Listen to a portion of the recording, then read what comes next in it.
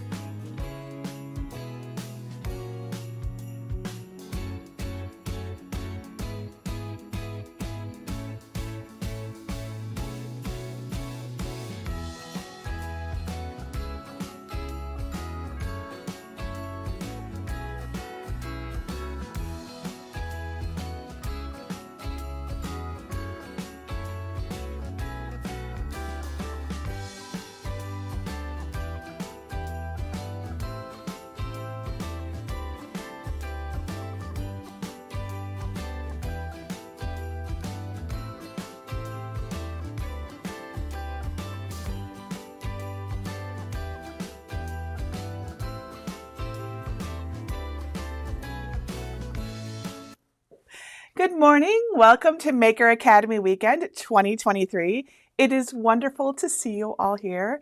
Please say hello in the chat if you haven't already and let me know where you're watching from. I've been watching the chat in our warm up 15 minutes there, and I'm so delighted that there are so many of us ready to learn and make beautiful things this year. Now we're starting our day a little early so I can give you some morning motivation and announce some giveaway winners. We have lots of awesome workshops coming up today, lots and lots of wonderful projects. So here is our schedule for the day. At 10 a.m. Eastern Time, and all times I tell you will be Eastern Time. So at 10 a.m. Eastern Time, we are doing our snowflake candy holders, which you can see on my table right here. At 11 a.m., we have floating ornaments. At 12 p.m. noon, we are doing napkin rings and cutlery pouches. And then at 1 p.m., we will have our lunch and learn. We're going to talk about staying organized, and it'll be me and some of our guest teachers, plus prizes. Oh, and also a little extra thing I'll explain to you when we get to lunchtime. And then at 2 p.m., our embroidery hoop ornaments. At 3 p.m., our infinity card with photos. At 4 p.m., we're doing our personalized holiday stockings. And then after our workshops are over, we'll cap off the day with some evening encouragement and more giveaway winners. Remember, you only need to enter our giveaway once, and we will then check and make sure that you have either a free ticket to Maker Academy Weekend 2023 or a VIP pass to the event. You can enter our giveaway. Let me put our little bar up at the top, the one that crawls along the top here. You can enter our giveaway by going to makeracademy.com /weekend links. Let me put that one up as well. There we go. This green link right here. If you're not sure where to go for our giveaway, this is where you go. And then you'll want to click on the enter giveaway button. I think it's burgundy. Now, replays of the events will be available for 24 hours for our free ticket holders and available for lifetime for our 2023 VIP pass holders. Remember, you can upgrade to a VIP pass at any time over at makeracademy.com /VIP. There's a link in this area up here as well. Once you go there, you'll find the links. All right, let me put that down so that we don't have it in our way. Okay. Now, I just want to offer a little encouragement for the day. You are going to see a lot of awesome and fun projects. And at times, it may seem like each one is even better than the next one. And that might make you feel a little unsure about getting started. I know I can feel this way when there's just so much to do, no matter how fun and exciting it may be.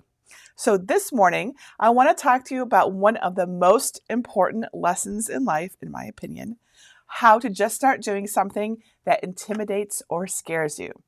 We all encounter moments in our lives when we're faced with challenges that seem overwhelming, tasks that make our hearts race, and opportunities that fill us with fear.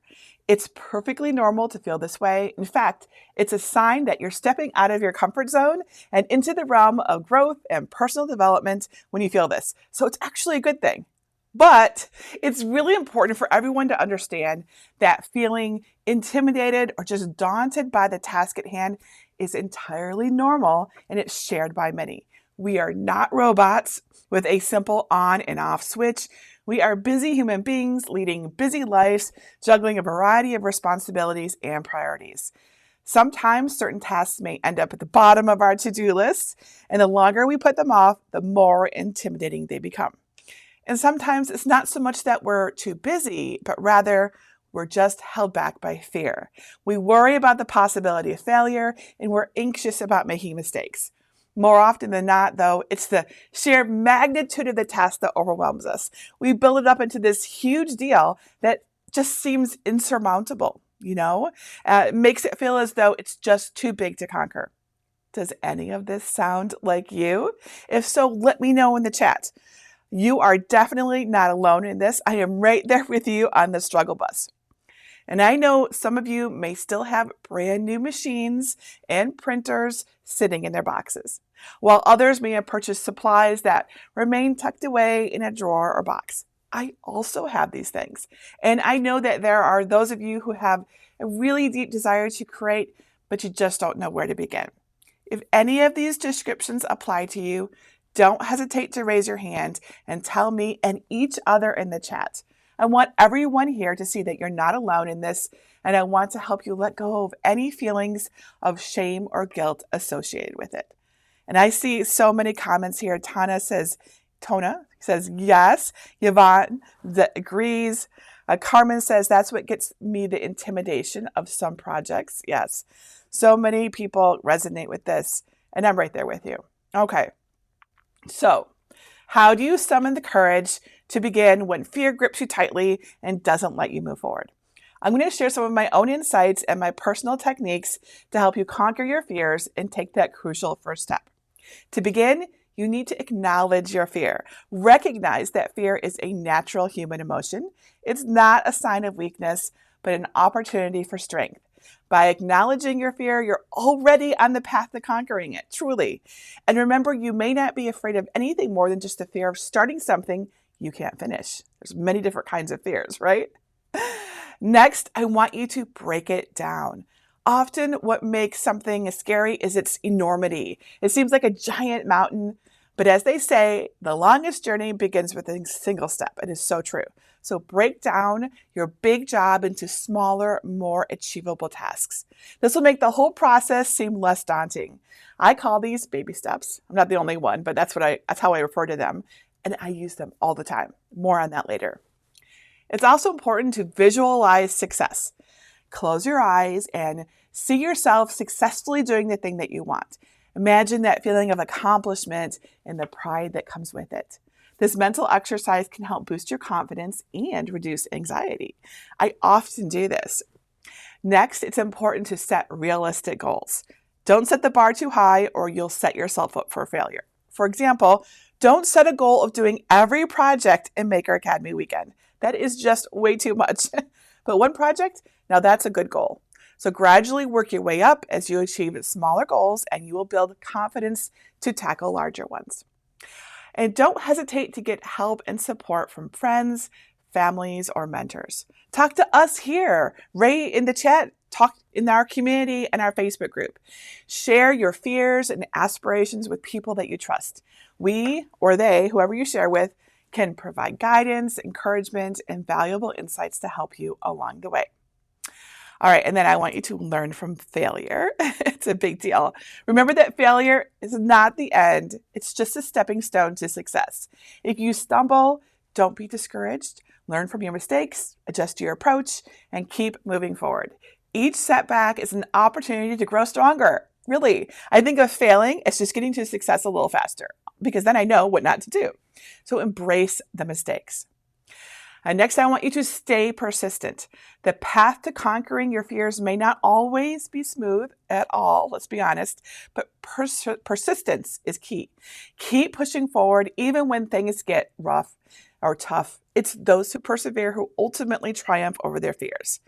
I personally consider persistence to be one of the biggest secrets to my success. I just do not give up easily, and I am extremely tenacious. You can ask everyone, for better or worse. And I want you to celebrate small wins. Don't forget to celebrate all of your victories, no matter how small they may seem. Each step forward is a reason to be proud. Celebrating your progress will motivate you to keep going. Share your in-progress photos or photos of completed projects in our community, and it is a really great way to celebrate, right? I also want you to embrace the unknown. Fear stems from uncertainty about the outcome. Embrace the unknown as an adventure, an opportunity to learn and grow. It's where life's most beautiful surprises often await. And finally, I want you to believe in yourself. Perhaps the most important step of all is just to believe that you can do this. Trust in your abilities and your inner strength. Remind yourself that you are capable of achieving greatness because you are. Now, I know all this sounds awesome, but how do you do these hard things and push yourself forward, right? So I have actually 3 techniques that I do to manage these lofty goals. And I personally use each one of these. And I truly believe that at least one of these methods will work wonders for you too. So let's dive right in. So technique number 1 is what I call delayed reward. So have you ever thought about using a reward as a powerful motivator? Probably you have, right? It's a trick that I rely on daily. When life gets crazy busy, it feels just feels like there's not another thing that I can fit into my schedule or your schedule, I want you to try this. Delay a reward until you've started what you've been avoiding. Think of it to yourself as a little bribe, if you have to, or a reward. I like that word better. For instance, let's say you're swamped and there's a project for a special gift that's hanging over your head. Instead of rearranging your priorities, turn something that you really want into a reward. It could be something as simple as an extra cup of coffee, or as indulgent as enjoying a movie or a game at the end of the day. I will confess, I use this technique with your project photos. I absolutely love seeing your completed photos, your projects, especially when they're made from our designs. It fills me with happiness to know that I am helping and inspiring you to do things, right? So I use looking at these photos as my reward to do something hard. If I find myself missing out on this reward because I haven't tackled the other work, it becomes a priority and I find a way to fit it in. It may sound a little cheesy, but it works. I did this just last night. I knew I had to finish my morning motivation talk on my notes because I'm reading from notes right now. So I pushed myself to finish my notes on that before I could look at your comments and photos from last night's kickoff party, right? Because I love them. All right, technique number 2, think bigger. Fear often holds us back, especially when it comes to sharing our creations or taking on challenging tasks. But here is a game changer. Think about something bigger than your fear. For instance, if you're hesitant to showcase your work to a larger audience, like say, the world, focus on the idea that you're inspiring others to create beautiful things. Imagine the feeling of making a positive impact and receiving appreciation from everyone, because that's what happens when you post in one of our groups. You inspire everyone. Thinking about the bigger picture can push your fear aside and empower you to take action. Remember, you have everything to gain here. And then my third technique is baby steps, which I mentioned earlier. So if you're feeling overwhelmed by the sheer enormity of a task, don't worry. It's normal and it happens to the best of us. So what's the solution? Baby steps. All right, so I already mentioned this, as I said, but it bears repeating. Baby steps help you break down a task into smaller, manageable components that you can easily handle. Let's say you're working on a project that is hard for you, maybe something new or you've never done before. It can be overwhelming, right? So I start with a tiny, manageable step like researching materials, which isn't too hard. It's pleasant. It's pretty straightforward. I can just sit there at my desk in my chair, drinking my coffee, surfing the web, right? So it gets the ball rolling. What I often discover is that it's not as daunting, my task, as I had imagined. And that initial sense of accomplishment of getting that first baby step done drives me to take more steps, one after the other. If you're struggling to start a new project, don't just stare at it helplessly. Sit down, brainstorm ideas, and make a simple list. Tell yourself that you'll take a few minutes and you don't have to do anything more than that. That's the promise you make to yourself. That makes the task seem far more achievable and removes the pressure that we place on ourselves. And once you've taken that first baby step, you'll often find the momentum to keep going and keep taking steps. And here's a little secret. You can stack these techniques for even more motivation. So combine a baby step with a delayed reward, or use the think bigger approach to overcome your objections to that hard work that seems difficult. Okay? So my challenge to you today is to pick one of these techniques that I just outlined and give it a try with something that you've been postponing or avoiding or just feel fear about. Whether you choose to delay a reward or think bigger or take a baby step, the key is to get started.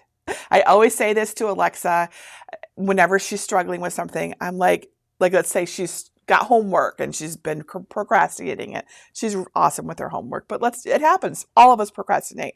And I say, you're feeling bad, but if you just open up the homework page, you will feel better instantly because you made a baby step toward that thing, and it totally works for too. All right, so remember, every big thing can be broken down into smaller, manageable steps. So that is my little pep talk on starting. I hope you found that helpful. Let me know in the comments. Let me know if you have any questions about that. And that's like a big deal. I'm going to keep an eye on the comments. And also, we're going to be starting our workshops at the top of the hour. And we're going to do our snowflake candy holders. I want to remind you to watch the workshop first. Don't try to make it along with me. You will find it a struggle to do. Okay, so just watch first. Don't just try to make things with me. The video will go pretty quickly. It's a nice, easy project. So watch, absorb, and then rewatch it. Okay. Jill says that was very helpful. Darlene says, love it. I'm so scared of trying anything. Darlene, you can do this. You really can. Just try a little thing. Just the fact that you're here is a little thing. This is actually a great first baby step. But then I want you to take action and do something, even if it's small. Just a little thing, even if it's just getting a supply or making a list. Just take action. It'll make a difference. It'll help push you forward. Sunshine says, I appreciate your pep talks. Thank you. Ooh, I see people are playing our I Spy game. Awesome. Yeah. Don't forget that the weekend guide here has our I Spy game in it for today. It's just for fun. Just a way to be interactive, right? It's a great baby step, is watching for the things. Let me show you. So this is what today's looks like. So if you see any of these things or hear me say them, you can say I Spy and then you can mark off your list. It's just for fun. Last year we did bingo, but everyone kept yelling bingo and people got confused. So we're going to try this one. And either it'll be awesome or won't, and we'll switch it up again. We can't fear these things, right? We just try them, we see what happens, and then we either are like, that worked, great, or it didn't work and it failed and we learn from it. That's just life and how it works. All right. Cool. All right. So this morning we have some awesome giveaways. I actually have more gift cards to give to you. They are in the dream box. Let me get them out. I think I have them right here. Yes. So we have lots of giveaways, but I just want to give away some gift cards this morning. There'll be more giveaways at lunchtime and more giveaways in the evening. Actually, all throughout our event we have giveaways. Okay, so let's see who won some gift cards. These are $20 gift cards for Jennifer Maker, our store, like where all our books and all that sort of thing are. So you can use it for whatever you want over there. Okay, so our first winner is Joy Putnam. The first 4 digits of your email or letters are JOYP. Congratulations, Joy. You have won a $20 gift card. You have a little, see if I can find it. Yeah, I've lost it already. That's okay. $20 gift card. We're going to email you too. Don't forget. Don't let anyone try to pretend that they're me. We know your names and we're going to email you. Okay. Our next winner is Sharon Sanford. The first 4 letters are MYMU. Congratulations, Sharon. And there's something else I want to say. You don't have to be present to win. If you aren't sure about our giveaway, go to this link I'm putting up here on the screen and click on giveaway. And our next winner is Ron Napier. The first 4 letters of your name are IMG. Awesome. All right. Congratulations, Ron. And Amy Duvelsdorf. Congratulations, Amy. First 4 letters of your email are LOUS. So we'll send you an email with details and all of that. And also, we're going to have some more giveaways. We have a Jennifer Maker. We'll do them later. A Jennifer Maker Art Precision Craft Kit, some scholarships to Design to Shine, all sorts of awesome things. All right. So now I think we are ready to put on our little timer. Well, actually, I should answer some questions before that because I did see a few questions. Let's see here. I see a comment about how our broadcast is not running at our live stream link, but I don't know why. So trying to think. I can't think of any reason why that wouldn't be happening. But if I get a chance during one of our breaks, I'll see if I can figure it out. So if you go to our we have like a live stream page where you can watch our video without the chat, because sometimes it's distracting, or for whatever reason you can't go to YouTube or Facebook. That's what I'm referring to. So I will try to figure out why. It was working before as far as I know. So I'll work on that. Okay, and my team is also working on that too. Thank you. All right, I saw a question about, someone says I'm not in focus. Am I not in focus, everybody? Or is it, Greg's going to do it right now, just in case I'm not. Okay, I can see that I'm in focus. If it looks like your screen is blurry, remember it might just be that your internet doesn't support live streaming as well. So my recommendation is to lower your resolution to 720p. There'll be a setting somewhere on your screen, little gear icon usually is what it looks like, and you can change the resolution. If you lower it, then it should come in better, because it's just struggling to, like if your internet's not good, if like you're on Wi-Fi or, using satellite internet, it just depends, right? Okay. Oh, and I see that people say I'm in focus. Well, that's good. I did see a question about the VIP, but like it's scrolled by. So forgive me. You are welcome to ask the question again. Okay. And you guys are playing I Spy. Thank you. Okay. Nicole says, I changed mine to 720p, and wow, did that help, Nicole? Like that's awesome.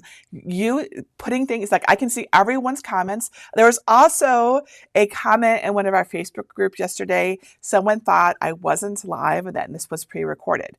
I want to reassure everyone this is 100% live. I am sitting here. It is Thursday, November 2nd at 9:52 a.m. Eastern time, and my butt is in this chair, and we are broadcasting, and we have over 3,347 people watching right now. So it is totally live. Now, if you come in a little bit late, or you have buffering on your end, or you pause the video, it will sort of like let you kind of move through it a little bit, but it won't let you see into the future. So if you get up to the point where I haven't said anything yet, you'll just have to watch it live.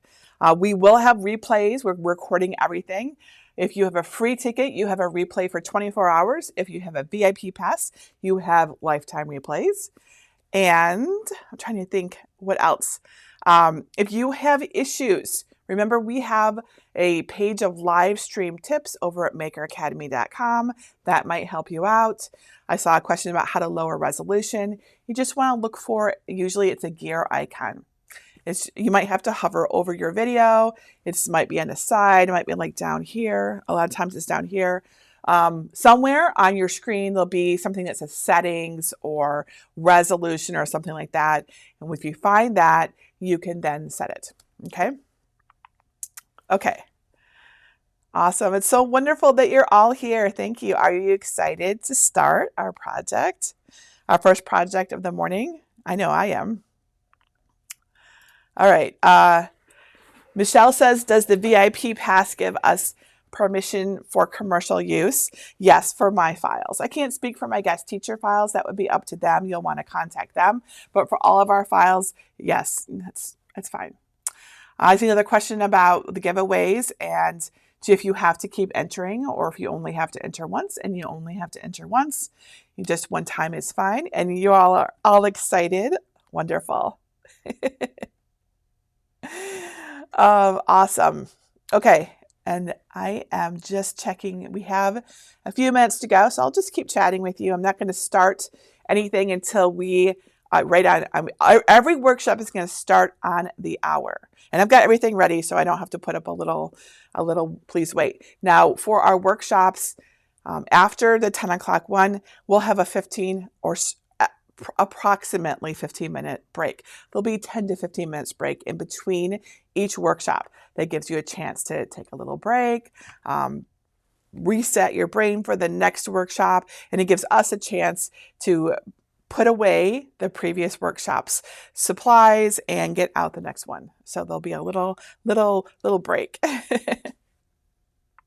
Barbara says, did you get snow last night? No, there was no snow last night. Right, Greg? We didn't have any snow. No snow.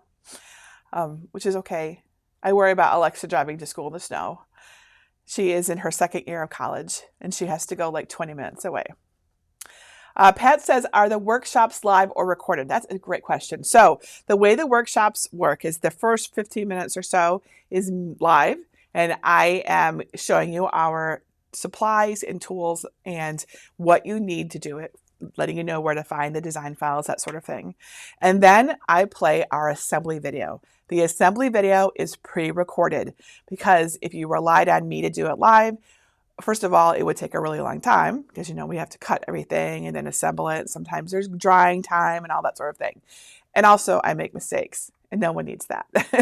Like, you don't need me accidentally sending you down the wrong path and be like, oh, whoops, let's back up. I did that wrong. So our assembly videos are pre-recorded, very easy to follow step by step. This is very important to me. And those are they vary from 12 to 20 minutes. There's a variety there. And then when that assembly video is finished, I come back and I answer all your questions that you might have, or as many as I can at least, about that project, right? So if you want to know about what kind of materials you could use, or could you substitute something else, or can you do it on a different machine, or whatever you want to, whatever question you have, I answered those questions, and that part is live. So it's mostly live, but the important step-by-step part is pre-recorded for clarity. So it's really important to me that everyone be able to follow the steps. Even if I were to make a mistake live, we don't want that. So now I can't say I won't make a mistake in my live portions. Like, I make mistakes all the time. So, I might accidentally tell you the wrong material, but I do have a materials list. So I will be reading from that in the hopes that I don't lead you down the wrong path. Dale says, am I wearing an engagement ring? I am. I'm engaged to Greg. We've been engaged for a few years now, hoping to get married soon. All right. Thank you all for your awesome comments. I really appreciate that. Melissa says, can you explain access to the guest presenters on Sunday? So the guest presenters are guest teachers on Sunday. Anyone who has a free ticket or VIP pass will get an email that has the link to all of their sessions, and their videos you can watch on demand, free for 24 hours. If you have the VIP pass, you can watch their videos indefinitely for the lifetime. So yes, so Melissa said, is access lifetime for pass holders? Yes, it is. It's just those are not presented live because those are their workshops and I don't want to speak for them. So they are presenting them in their pre-recorded videos. They're not live either. And you can watch them anytime during those 24 hours, and you can watch them in whatever order you want. But I'm not live during that part because I thought that would be weird. Jade says, so will it just be this one live all day, or will you break it up? Great question. We're going to have a morning session and an afternoon session, just because that's a long time to go live. We don't want to have any technical issues. So I will actually send you right to the afternoon session. I can tell you the link right now. It's at jennifermaker.com/Thursday afternoon. But also when this video ends, right on the screen, it'll say, click here to continue. And that will lead you to the next one too, if you're on YouTube at least. So yes, so we do 2 different live streams each day, just because one all day might just exceed the limits of technology, and we wouldn't want that. We don't want anything crashing or anything like that. So there's 2 live streams. And of course, we could also have technical issues. If that ever happens, we'll restart and we will update our link so you can find us again. Okay, cool. Brenda says, is the guide only available to VIP pass holders? No, our weekend guide is free for everyone, and you can get it at this link right up here. All right, it is just about 10 o'clock. I'm going to clear off my desk. We'll have a tiny little intro so that you can kind of see where everything starts. And then we will do our first workshop. I'm really excited. I picked this one as our first one because it's very, very easy. So it's great for beginners. You can make a ton of them. You're going to love it. Okay. I'm going to put away this link, put away this top link, and it's 10 a.m. Let's begin.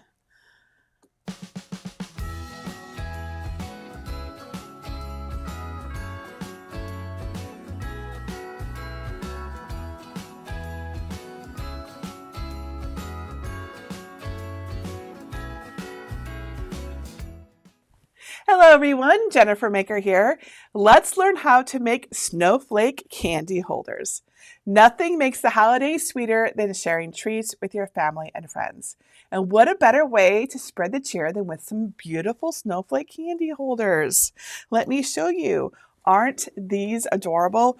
They're so easy to make too, and they turn something simple into something really sweet and special. They're perfect for tiny gifts, package decorations, or even ornaments on your tree.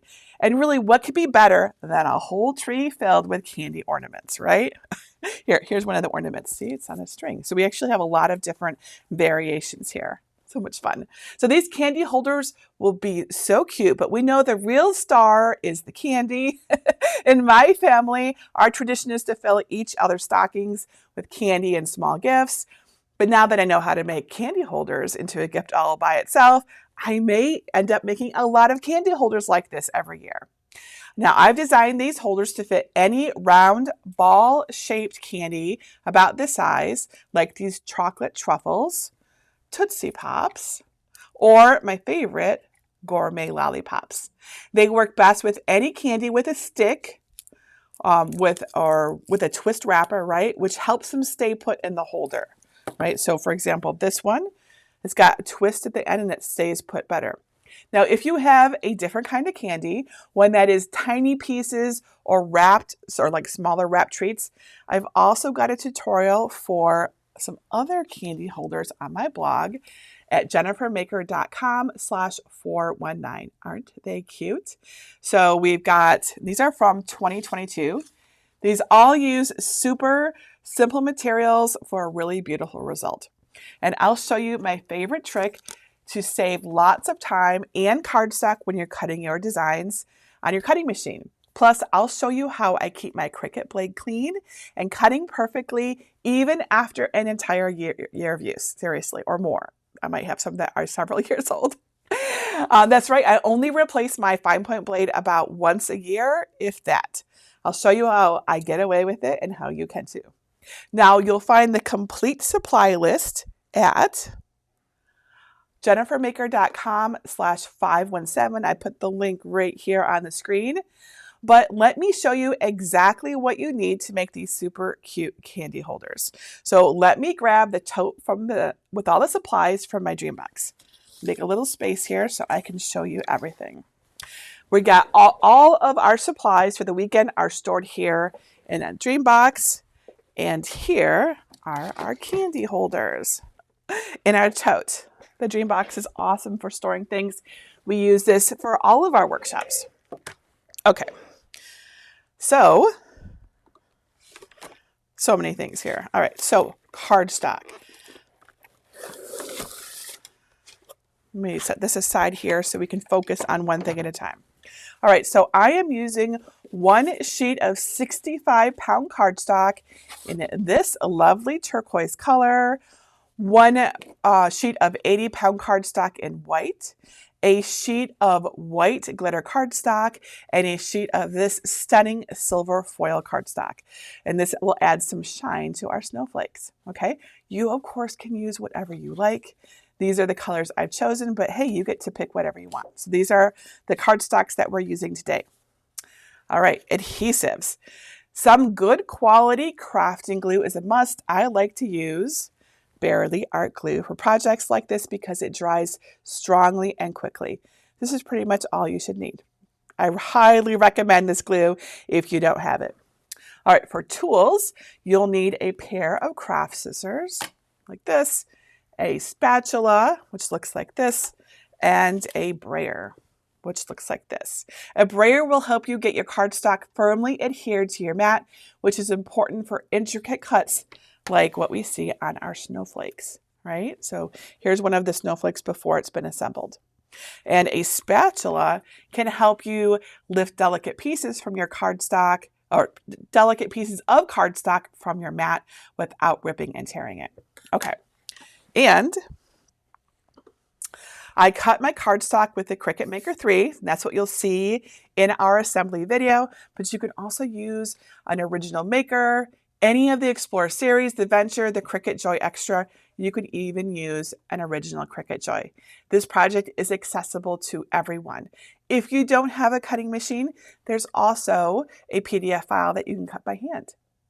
And so, of course, we need our design files. The files for this project are free for everyone to download and use.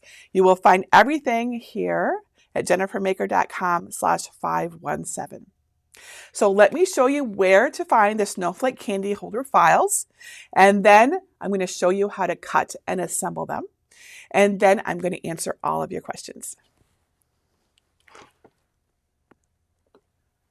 Step 1, get my free snowflake candy holder designs.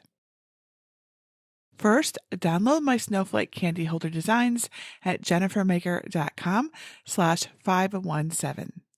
You can either download right from that link by saving the project, or access my entire design collection by looking for libraries in the red bar at the top, and then click either get a password if you don't yet have one, or click enter the library. Search the page for design number 517 and click the link to download the designs. I've included 5 different snowflake candy holder designs for you to choose from. There are 2 hanging ornament candy holders, 2 lollipop holders, and 1 freestanding snowflake designed to hold round candies like wrapped chocolate truffles. You can cut these by hand or by using a cutting machine, and today I want to show you how to make them quick and easy using a Cricut cutting machine. I'm using the Cricut Maker 3 today, but you can also use the original Maker, any of the Cricut Explorer series, the Cricut Venture, the Cricut Joy, and the Cricut Joy Extra. To get started, upload the SVG file to Cricut Design Space and add it to your canvas. If you're not sure how to do this, go to jennifermaker.com/svgs to watch my SVGs Made Simple training series. Step 2, prepare the snowflake candy holder designs. This is what my snowflake candy holder file looks like on the canvas in Cricut Design Space. You can zoom out to see all of the design by clicking on the minus sign on the lower left. Select them and then right-click and choose Ungroup. If you only want to create one candy holder, you can hide any designs you don't want to make from View by clicking on the eye icon from the Layers panel over on the right. Today I'll show you how to make all 5 candy holders, so I'll go ahead and unhide everything again. And there we go, the more the merrier. If you already have your candy on hand, keep its size and shape in mind when you choose which style candy holder you want to make. You can also resize your snowflake holder if you need to. These are really versatile and can be sized up or down to accommodate whatever round wrapped candy you have. Just keep that lock icon closed to maintain their proportions. But since I already designed these to perfectly fit my candies, they are all set and ready to cut. Step 3. Cut your snowflake candy holders. Make sure the correct machine is selected and click Make It. If you're prompted, click on Mat, choose your paper size, and click Confirm. Set the material size for each color to reflect your materials. I'm using 12 by 12 inch cardstock for all of my snowflakes, and a mix of colors, as well as glitter and metallic cardstock. If you're cutting all of the candy holders like I am with the same materials, they will appear on 6 different mats. Let's save some time and cardstock by combining some pieces that use the same color and type of material. Click the mat thumbnail that contains the piece you want to move. There's room on mat 5, so I'll move the single turquoise piece on mat 6 to cut with the other turquoise pieces on mat 5. Select the piece and click the 3 dots that appear. Now click Move Object to open the menu. Click on the mat where the piece needs to move, in this case that's mat 5, and then click Confirm. The piece will now appear on the other mat. Drag it with your mouse to an empty area and voila! Now it will cut with the other turquoise pieces, saving you a whole sheet of cardstock. Isn't that cool? Now I'll move this white glitter cardstock layer piece from mat 3. to mat 2, super easy. And who doesn't like saving some time and materials? I know I do. Once you've combined your snowflake candy holder pieces into the fewest number of mats possible, click back on the first mat and then click Continue. Because we're doing a few different types of cardstock to make our candy holders, we will need to change the cut settings as we load and cut each mat. Your mat order might be different than mine, but my first mat will be cutting pieces from white 80-pound cardstock. On the Make screen, I'll select medium cardstock, and I always recommend selecting more pressure for a better, cleaner cut. Place your cardstock face up on your green standard grip machine mat. Use a brayer to make sure it's fully adhered. Check that your fine point blade is clean and in clamp B. Then load the mat into the machine, press the flashing button or the go button, and your Cricut will begin cutting. Once your cut is complete and before unloading your mat, check to see if the cut went all the way through by lifting a corner with your weeding tool. If it didn't, press the arrow button for another pass. Now unload your mat. Carefully remove the cut pieces by turning the mat over onto your work surface and roll the mat away from the cardstock. This is the best way to ensure that your snowflake pieces don't get curled or bent. If any little pieces remain inside your snowflake, use your weeding tool to gently push them out.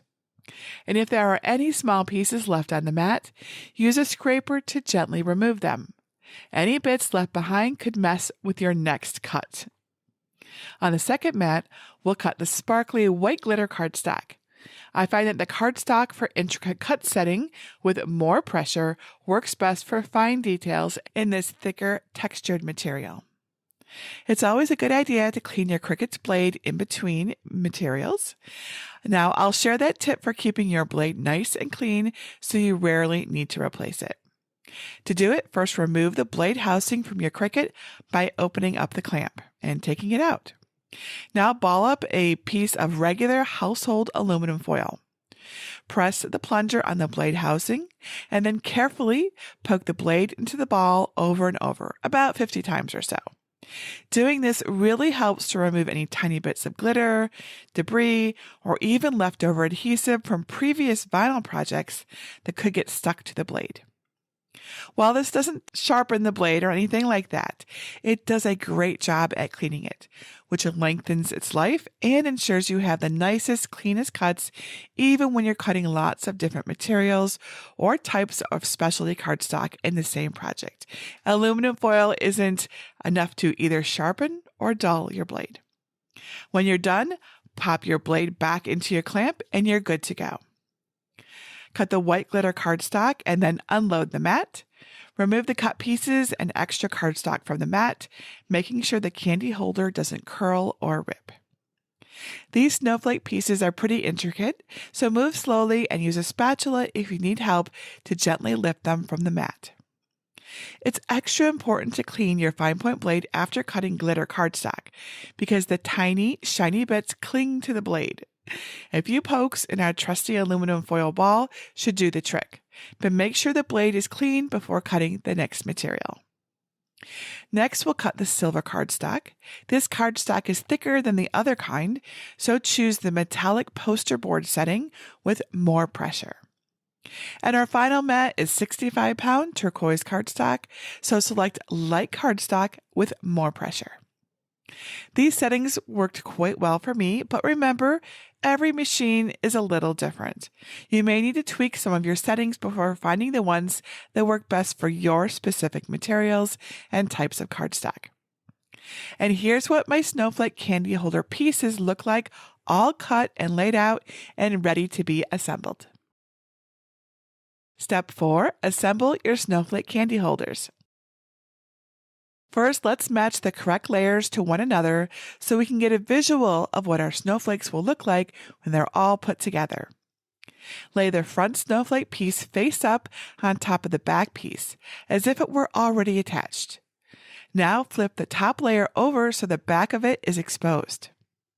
Apply glue on the back of the top layer and then flip it back over to attach it to the back piece. Make sure the edges line up cleanly.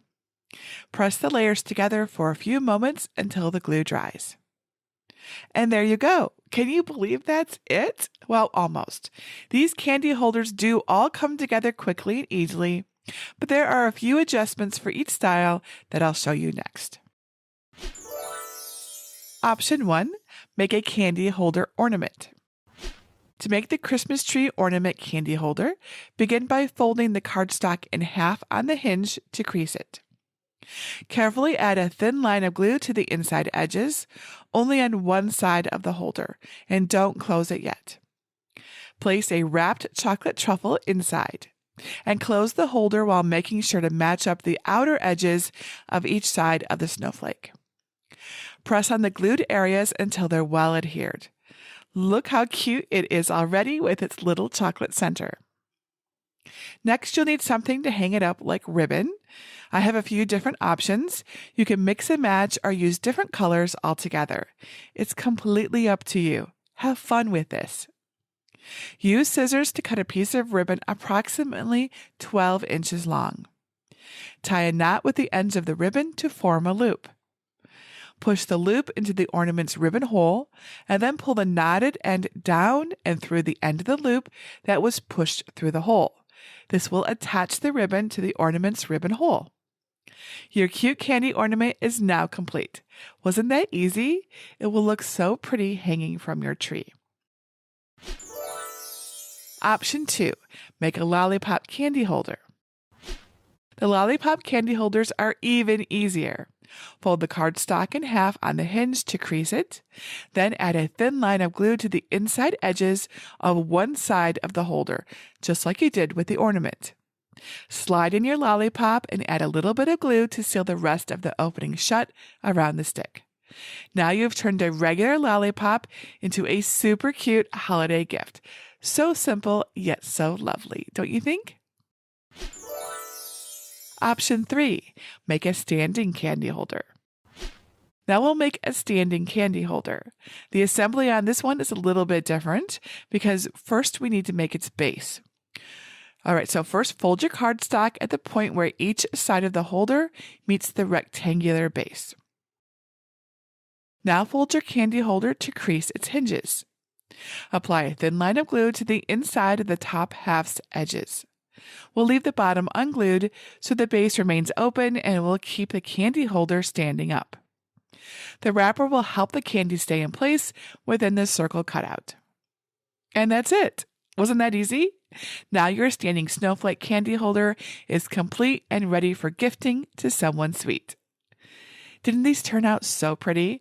I just love how we turned a regular piece of candy into something really special.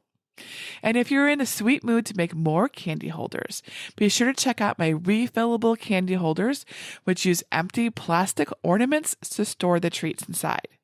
Those are great for candy that is too small or not the right shape to fit in the snowflake holders. You'll find them at jennifermaker.com/candyholderswithcricket. Or check out my other tutorial at jennifermaker.com/candycrafts4Christmas for even more adorable candy holder ideas. There you'll find the cutest Christmas elf candy holders, reindeer candy holders, and even a super cute cardstock Christmas tree that holds many pieces of chocolate, not just one.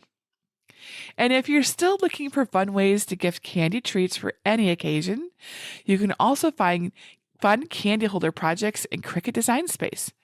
Click Projects and then search for Candy. Just browsing through all of the awesome projects will give you lots of ideas too. There are ideas for Easter, Halloween, weddings, or any other occasion you can think of. I even saw Star Wars candy holders on there, and you know I love those. Aren't these so fun? Often we have so many people to think of during the holidays, and these candy holders are a fun alternative to a card, not to mention an inexpensive way to give some love to everyone on your list. They really come together so quickly too. Major bonus there.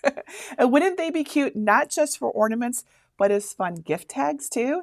And think of all the cool variations that you could make on these, not just for winter or the holidays. You could make birthday card candy holders, Valentine's or Easter candy holders, or even candy holders for cute wedding favors. Once you make these, you can make them for any occasion. Now, I see we have lots of questions, so let's dive right into those. And by the way, I'm going to put up the link right on the screen again for the files. I saw a question about that. So if you are looking for the files or the materials list, go to jennifermaker.com/517. Alrighty. Anna says, what is a good glue that is not water-based? I don't have a great answer for that. Is there a reason that you don't want water-based? Because I think that Barely Art glue works amazing. You could try rubber cement, but I don't really think that that would work so well. You can try a very tiny little bit of super glue, which I don't think is water-based. So that's a possibility, but you know, it's a little risky. Water-based glue is really the best. If you're concerned about water-based glue because it seems like it warps your cardstock, the key is to use less glue than you think you need. Get a paintbrush, brush it on smoothly, or just a little piece of cardstock and just kind of use it as a brush. It really makes all the difference. I really highly recommend a glue like Barely Art glue for projects like this. All right, Denise says, can I use vinyl on cardstock? Absolutely. Go for it. Use vinyl. The only, in fact, you can use adhesive vinyl or iron-on vinyl. Of the two, I actually prefer iron-on vinyl because you don't have to worry about the sticky transfer tape. So if you use adhesive vinyl on cardstock, you'll just want to be cautious of the transfer tape so you don't peel up any of your cardstock. But absolutely, go for it. Have fun. Denise says, it looks like there are a lot of intricate cuts in here. It's not too bad, but there certainly are some. Let's take a look at that again. Here is the glitter one. Isn't that pretty? Can you see it sparkle? Not really. We can't really see it sparkle, but this is the glitter one. Is there an intricate setting that we may need to know about? So yes, you can use the intricate cut setting on your Cricut into the Cricut Design Space. The truth is, however, I don't actually usually use the intricate cut settings myself all that much. I really just like to use medium cardstock with extra pressure, and then I check my cut before I unload it. And if it needs to be cut again, then I go and then I put it through again. I press the middle button and it cuts it again. But yes, there is an intricate cut setting that you can use for this if you would like to. And but really the keys are for intricate cuts. The really key is to use a new sticky mat. It doesn't have to be brand new, but needs to be sticky. And you want your blade to be clean. And if you're struggling with cutting your cardstock after that, keep in mind that your cardstock could be damp. Right? Cardstock needs to be dry. So you'll want to get out a new pack that has been sealed and try that to see if that was the problem. And once you know if that's the problem, you can put your cardstock into a airtight container and put in a little desiccant silica gel pack to remove the moisture from your cardstock. I had my air conditioning go out one summer and I learned this through experience, through failure. And now I can tell you this. I didn't even know about damp cardstock before that summer. And then I'm like, whoa, what's going on here? And now I can tell everyone. And I'm not going to take credit for knowing this idea at all. But now that I've had that failure and I tell people, I hear others repeating it so much more now. And I know it's making a difference. I even had some members of my community come up with a great solution, which is to heat press a piece of paper if you think it's damp to remove moisture before you cut it. So it's awesome. I love that we are all collaborating together. All right, Fran says, could you use Velcro to make some of these reusable? I don't see why not. Absolutely. Go for it. Have fun. Show us if you do it. I love to see. I challenged someone to she had a question about, can I do this? And I'm like, why not? Give it a try and let us know. And she did. And she sent a picture and it was amazing. It was for one of our projects tomorrow, the day after, for our sublimation gift bags. It was so cool. All right, Michelle says, can I use tape runners instead of glue? Yes, you totally can. So if you have a tape runner, go for it. Just know that if your tape isn't super sticky, it could in time come apart. I have noticed that tape is not as permanent as glue. Okay, so just keep that in mind. Maybe that's a feature, not a drawback. So glue is going to be the stickiest. It's going to stay. It's going to be the most permanent. Dale says, can you use the gourmet lollipops? Yes, that's these right here. These are the gourmet lollipops. You see, recognize those? I think it even says it right somewhere here, whatever. Anyways, we got these off Amazon, but these are the gourmet brand of lollipops. And I don't have one in there right now. Oh, here's one just to show you. It's over here in my little lollipop stand. Here it is. So you can see, oops, there we go. So you can see what it looks like. Isn't that pretty? It's so pretty.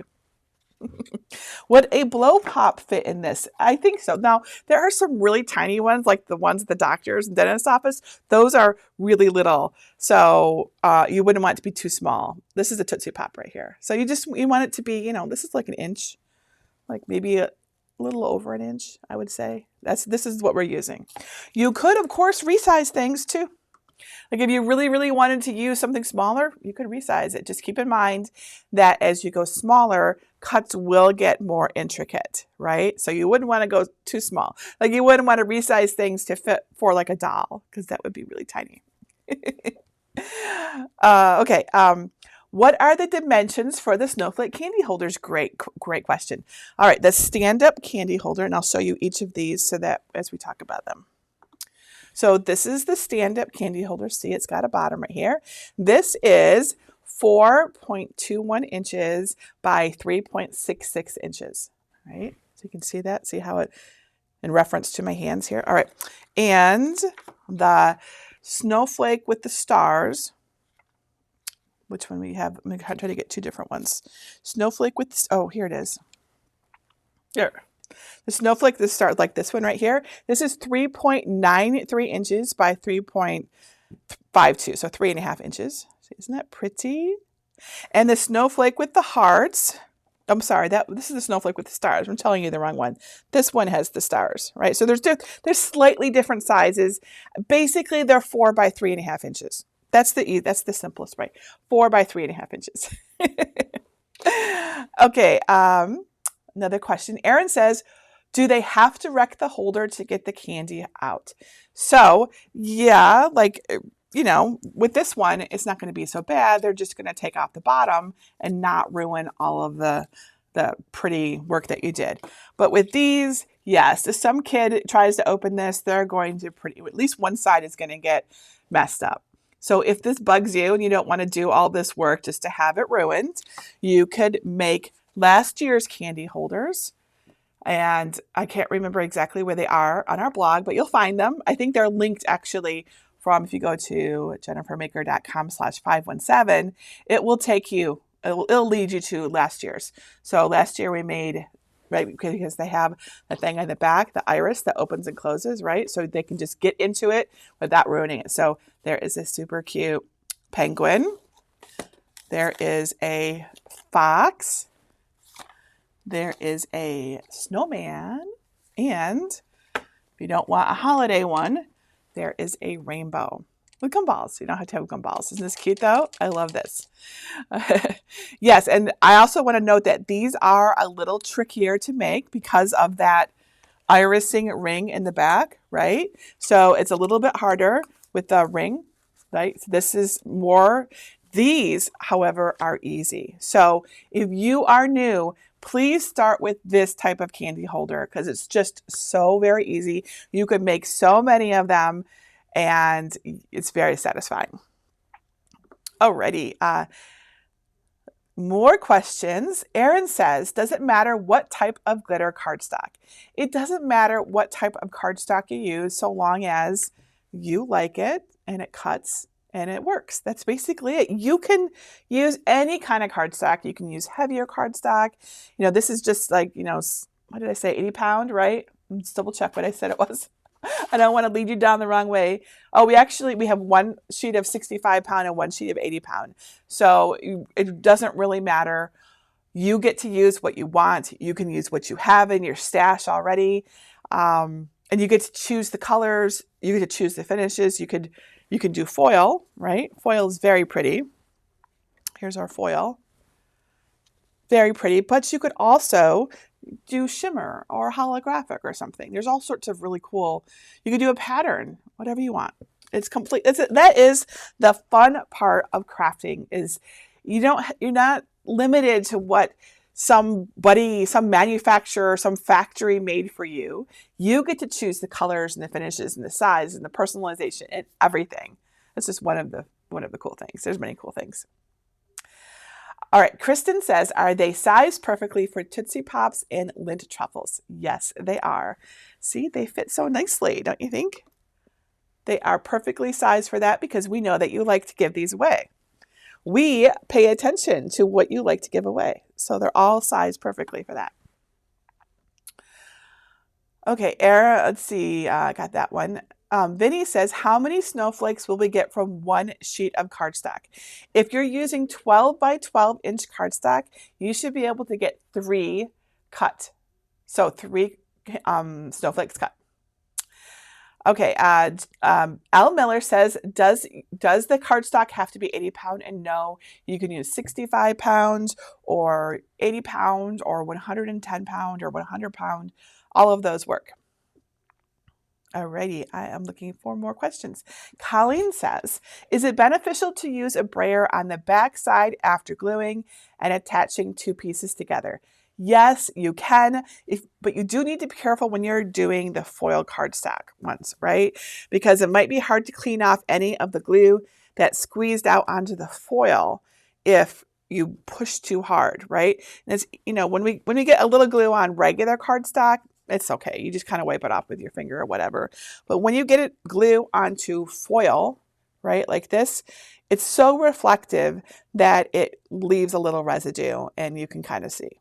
So you'll want to be, if you're using the foil cardstock, be cautious of your glue. And I probably wouldn't go nuts with the brayer. Like I actually don't ever use the brayer really after I've glued. You can, but I also wouldn't want to get glue on my brayer or on, my mat or whatever like that either. It's not necessary. I just hold it with my fingers usually while it sets. All right, my lady, LOD says, why not use the setting for glitter cardstock? So I use the settings that worked for my machine, and you should always do the same. If your glitter cardstock works the best with the glitter cardstock setting, then use that. But my goal is always to lead you to the setting that I think will work best for everyone. So we test so many settings when we're doing our projects. Like this is not random and it's not, accidental or anything. We will try the most obvious setting. And if that doesn't work, we'll try other things. And then we tell you what we used. So of course you can always try the default setting, but we're trying to lead you to success. So just keep that in mind. Your machine might have a little, every machine is just a little teeny bit different. If you notice it needs a little more pressure, a little less pressure, just keep that in mind and adjust. And always, if you're using a new material, always do test cuts, just so you know and you're not wasting any material. I have talked about that at length. You probably don't need to hear me talk about that a lot more, but just do a test cut to be sure. All right, Cherise says, can you use the adhesive cardstock? So you mean like the smart paper that Cricut sells? So I wouldn't recommend this. I think that it's not going to work very well for, getting, like there's going to be issues with it sticking in places that you don't want it to stick. And we didn't test it. You could, of course, try it, but I think that it would be problematic in this case because of the nature of the project. I think that smart paper is best for things like cards and stuff, so you know. But you want to, go for it and then tell us how it worked out. Tina says, can these be cut on the Joy Extra? They sure can. I've got the Joy Extra right up here in my dream box. They can be cut on the Cricut Joy, right? So this project is accessible to everyone. Are you guys going to make it? Let me know in the chat if you like this and would like to make it, because I'm hoping to see lots of snowflake candy holders. I love seeing your projects. They really, really make a difference to me. They let me know that what I'm doing matters. Alrighty, I still have 10 more minutes, so I have more time for more questions. Feel free to ask me the questions. This project was a little shorter because I started with the easiest project. So you know, okay. Caroline says, I couldn't find 12 by 12 silver cardstock. Can I use a smaller sheet? Yes, you totally can. Just make sure to change the paper size in Cricut Design Space when you go. I'm looking at the screen because Cricut Design Space is over here. So, when you go to send it to your mat, there's a drop-down menu that says, what is your material size? Make sure you change it to match your smaller sheet. And this, of course, you totally can use that. This is such a little project. You can totally fit that onto a smaller sheet. Okay. I see people say they're going to make it. Wonderful. Kathy says, I'm definitely going to make this. My granddaughter and I are going to have a crafting afternoon. And this is what she chose to make. Wonderful. That sounds so much fun. A crafting afternoon. I have mine all done. Julie, you have yours all done? You're awesome. Wow, that's so cool. Sharon says, I love it. The standing one can be used as place markers at a Christmas dinner. That is a great idea. Look how cute these would be. This would be so cute. And it doesn't even have to be Christmas. They're just snowflakes. These work all throughout winter. Keep that in mind. So you can use them all throughout winter. In the depths of winter, when things are not so bright and everything is dark and gloomy, you could have cute little candy holders. Nancy says, what blade did you use? We used the premium fine point. Let me switch the screen over. Here's the Cricut. So we used, is it in here? Yes, it is right here. This is the standard blade that comes with all Cricuts right here. So this is just the premium fine point blade. I always use Cricut premium fine point blades. They give me the best results. So if you're having issues, you might want to check that you've got the right blade in there. Put that back in there. And on the Cricut Joy, which is right here, its blade looks a little bit different, but it's the standard one that comes with it. So regular blade that comes with your Cricut. I also saw a question earlier about those of you who don't have Cricuts and whether you can make these. If your cutting machine accepts SVG files, absolutely. So that means the silhouettes, the Brothers Scan and Cuts, the Caesar Romeo and Juliet cutting machines. All of those can make all of these projects because they all accept SVG files. Now, I don't show the software for those, primarily because I'm a Cricut fangirl and I really like Cricut, and we have way more, well, because of that, I would say we have way more Cricut users watching than the other cutting machines. But just know that, I actually have a whole series called it's called SVGs Made Simple. It's at jennifermaker.com/SVGS.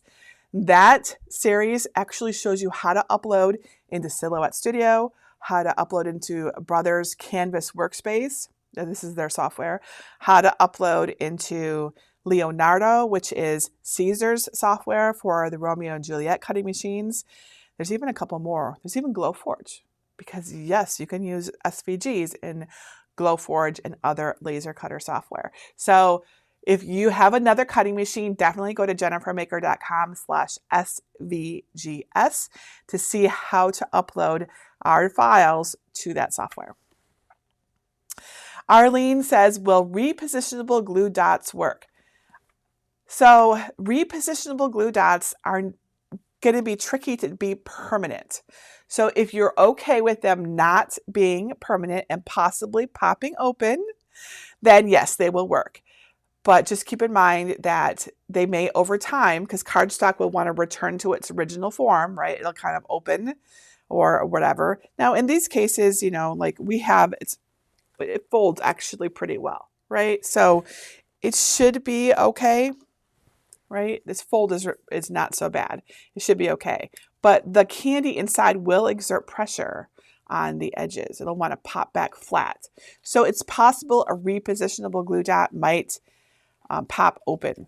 Okay, so just keep that in mind. So that's why I use glue, but you could try it. Try it and see what happens and let us know if it works. This is how we all learn from each other. Lori says they're so pretty, and I love that they can be made with a child to inspire their love of crafting too. I so agree. This is a great project to do with family members who are new to crafting. It's wonderful, really easy. Linda says, I really want to make these, but I have a new mat and I won't let go of my cardstock. Do you have any ideas? Yes, absolutely. So let me demonstrate. This is a brand new mat. Okay, brand new mat. Let me show you. I'm going to make some space here. This is important for everyone. All right, brand new mat. Let's put on our pretty blue cardstock. All right, you see how sticky that is? This is a very sticky mat. So I'm going to put on the cardstock. We always line it up at the top left corner, okay? Just like this. This happens to be 12 by 12, so it goes on there.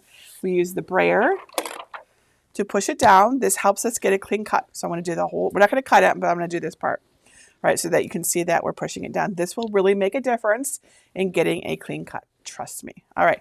Now, if you try to just take it off like this, you will see, do you see how it's stuck on there? And it wants to fold and curl. So instead of doing that, flip it over onto your work surface and peel the mat away from the paper. Trust me, this makes all the difference, okay? So you just lift up and you peel the mat away. You see? And now it doesn't stick to it. Your paper doesn't rip or tear. And this is stuck really well, but it's still because as we bend this gently, we are changing, we're actually releasing the adhesive from the back of the paper because we're changing the surface area of the adhesive. Okay, so that's important to understand why this works so magically, okay? But this is the way to always remove all materials from your mat. Okay, from now on, I want you to always do this. It will save you so many headaches. All right, I'm gonna put my cover back on my mat too.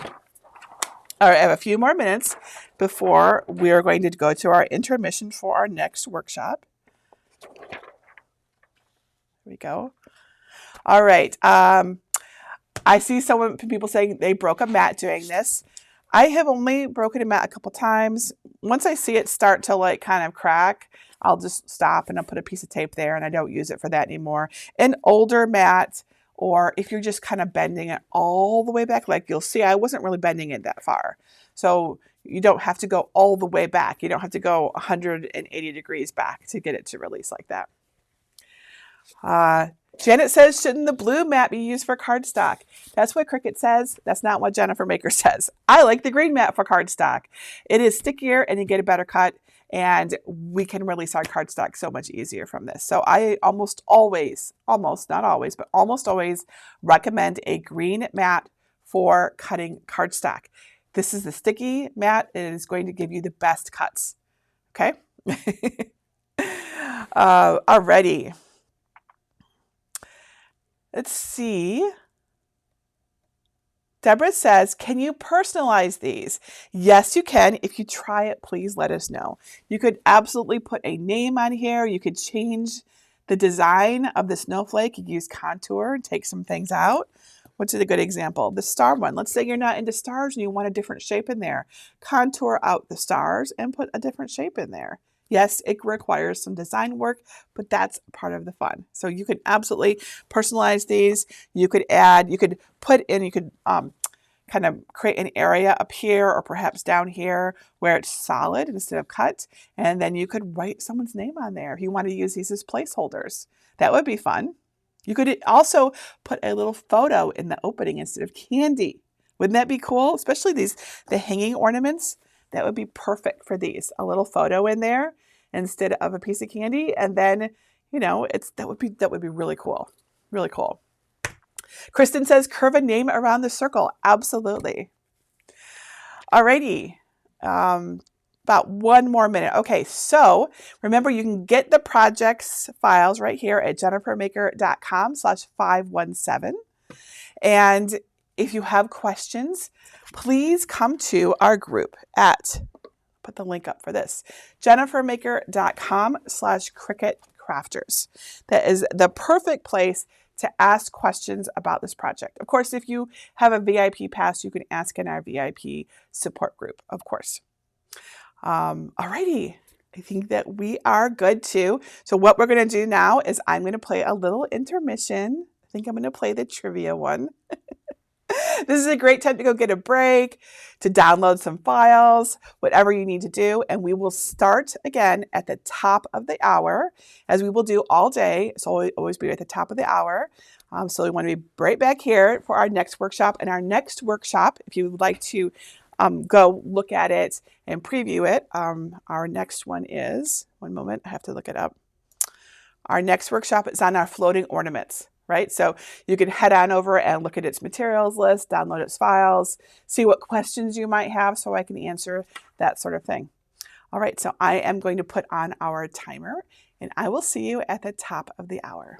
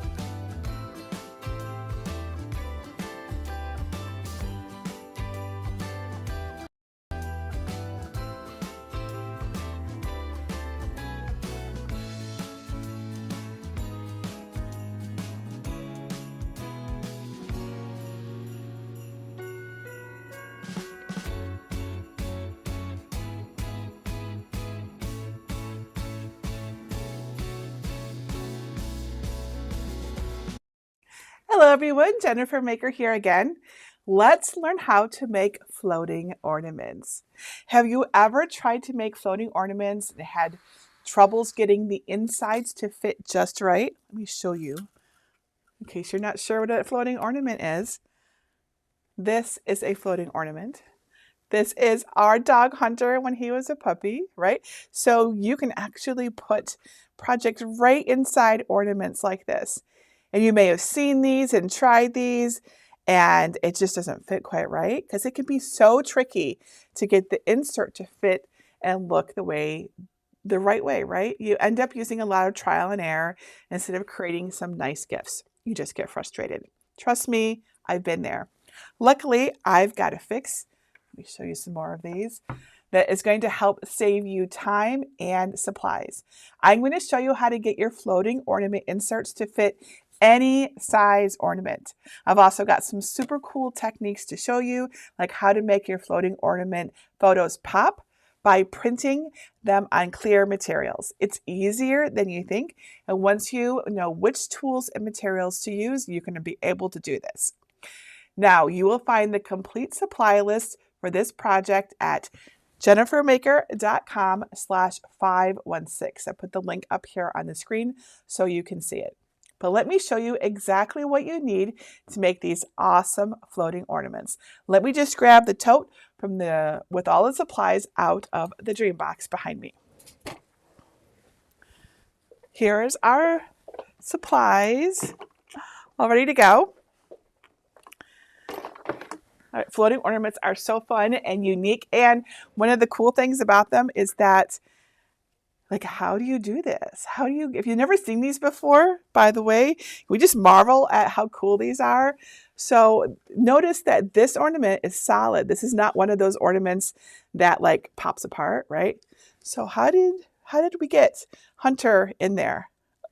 We're gonna explain all of that to you. Okay, so I've got our supply list here and our chart and all this. Okay, so let me get things out. We're going to go through all of our materials together.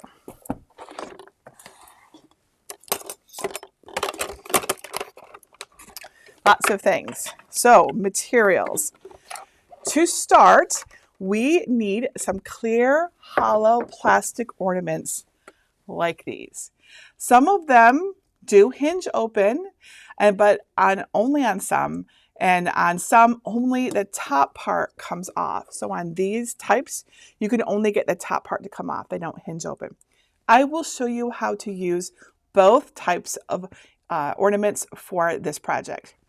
Now for the inserts, I'll be comparing white printable vinyl with printable transparency film for photos in the floating ornaments. So we're going to look at both of these options.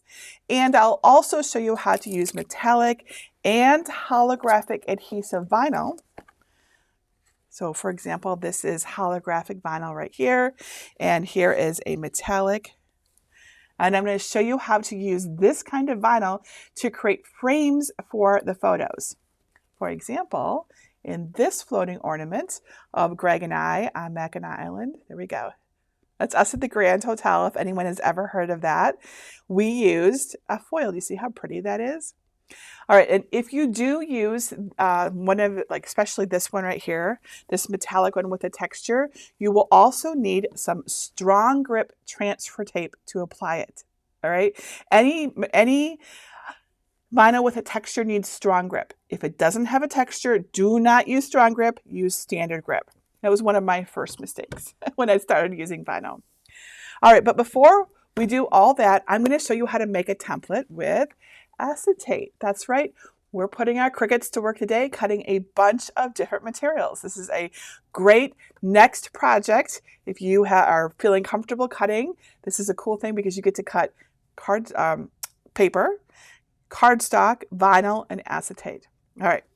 And speaking of Cricuts, I cut my materials with my Cricut Maker 3, as you'll see in our assembly video, but you can also use an Original Maker, any of the Explorer series machines. You can also use a Venture. I've got my Venture sitting right over here, or a Joy Extra. You can also use the Original Joy for any of the versions that are not print then cut, since the original smaller Joy doesn't do print then cut. All right, now along with your Cricut or another cutting machine, you'll need a green standard grip mat. Let me move this. I don't need this in our way. We need a green standard grip mat, a brayer, a scraper, and a weeding tool for your vinyl and scissors. Here is what a scraper looks like if you are unfamiliar with that, and some tweezers. You'll also want to have a chopstick or a wooden dowel or just a pencil to help move your inserts and place them into the ornaments. All right, so it's got some plastic chopsticks here. All right. You'll also need a printer, of course, to print your photo. Any color inkjet printer will do. An Epson EcoTank would be just fine. I often use my HP Envy. You'll also need a few basic tools like a pair of scissors, a spatula, and a brayer will all help. The brayer will help you get your cardstock firmly adhered to your mat, which is really important for intricate cuts like the frames. And a spatula can help lift those delicate pieces of cardstock from your mat without ripping or tearing. All right, and of course, we need our design files for this. The files are free for everyone to download and use. And by the way, I saw a few questions earlier about how do you download, how do you use our files. Remember to go to jennifermaker.com/svgs to learn how to download, upload, and customize SVG files on pretty much everywhere you'd ever want to use them. All right, and right here is where everything is. Our materials list, our files, everything is linked to here. So let me show you where to find them exactly in our library, and then how to use them to create your very own floating ornaments. I'm going to put this link away so it doesn't confuse us. There we go. All right, let's do it. For all projects, you'll want to get my free ornament size templates and designs. To get the files, go to jennifermaker.com/516. Look for libraries in the red bar at the top, and then either click Get a Password if you don't yet have one, or click Enter the library. You'll find the designs on the page by searching for number 516. Click it to download the zip file. You can cut these by hand, but today I'll show you how to make them much more easily with a Cricut cutting machine. Open the PDF folder, and inside you'll see two files. One is a helpful chart with common ornament sizes and the insert size that will work best with each. Open the file so you can view it on your computer or print it out for reference. We'll be using it shortly. For now, we just need the ornament template file. In Cricut Design Space, click Upload and go back to the SVG folder and find the template file. Upload it and then add it to your canvas. If you're not sure how to do this, go to jennifermaker.com/svgs to learn how to unzip and upload files. Project number 1, a photo floating ornament. Step 1, prepare your template. Here's what the templates look like on my canvas in Cricut Design Space. They should fit most ornaments, but making the insertable part the perfect size is key here. I'll walk you through cutting the template that is sized to fit your ornament, then testing and adjusting it as needed. I'll do my test with the template sized to fit my disc-shaped ornament. The size should match what it says on the packaging, but it's always best to double check. So carefully measure your ornament at its widest spot. If you're using a sphere ornament, measure half of the sphere. My ornament measures about 3.9 inches, which is really close to the 100 millimeters listed on the package. Check the PDF chart to see which insert should fit inside. If there's no exact match, pick the template that is closest to your measurement, but not smaller than it. On your canvas in Cricut Design Space, select the templates and then click Ungroup. Locate the insert that's the right size for your ornament. If you're making the 80 millimeter photo ball ornament, it's the one without a tab. I'm using a 100 millimeter disc ornament, so I'll use the 3.68 inch template. Remember, the insert goes inside, so it will be smaller than the measurement that we took. Now drag the template to an open area and then select the other unused templates. Right-click and select Group, and then click the eye icon to hide them. We're testing right now, so you might need them again, right? Then ungroup your remaining template and delete the measurement layer. Now we're ready to cut. Step 2, cut your test template. Make sure the correct machine is selected and then click Make It. On the Prepare screen, make sure you only see the template that you want to test. Since I'll print my photo on a transparency sheet, I'll test with an 8.5 by 11 inch piece and change my material size to match. If you're using acetate, set the size to match your sheet of acetate, and then click Continue. On the Make screen, select your material settings. To do this, click on Browse All Materials, and in the search bar, type in Transparency. Select the first result and click the ribbon to save it to your bookmarks. This will help us later. Then click Done and set the pressure to More. Adhere the transparency to your green standard grip machine mat using a brayer to push out any air bubbles. If you're using acetate, remember to remove its protective film.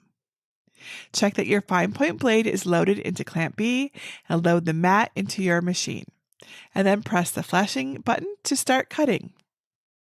Once it's all done, don't remove the machine mat just yet. Use your weeding tool to lift part of the template and check that it cut all the way through. If it didn't, press the Start button again for another pass.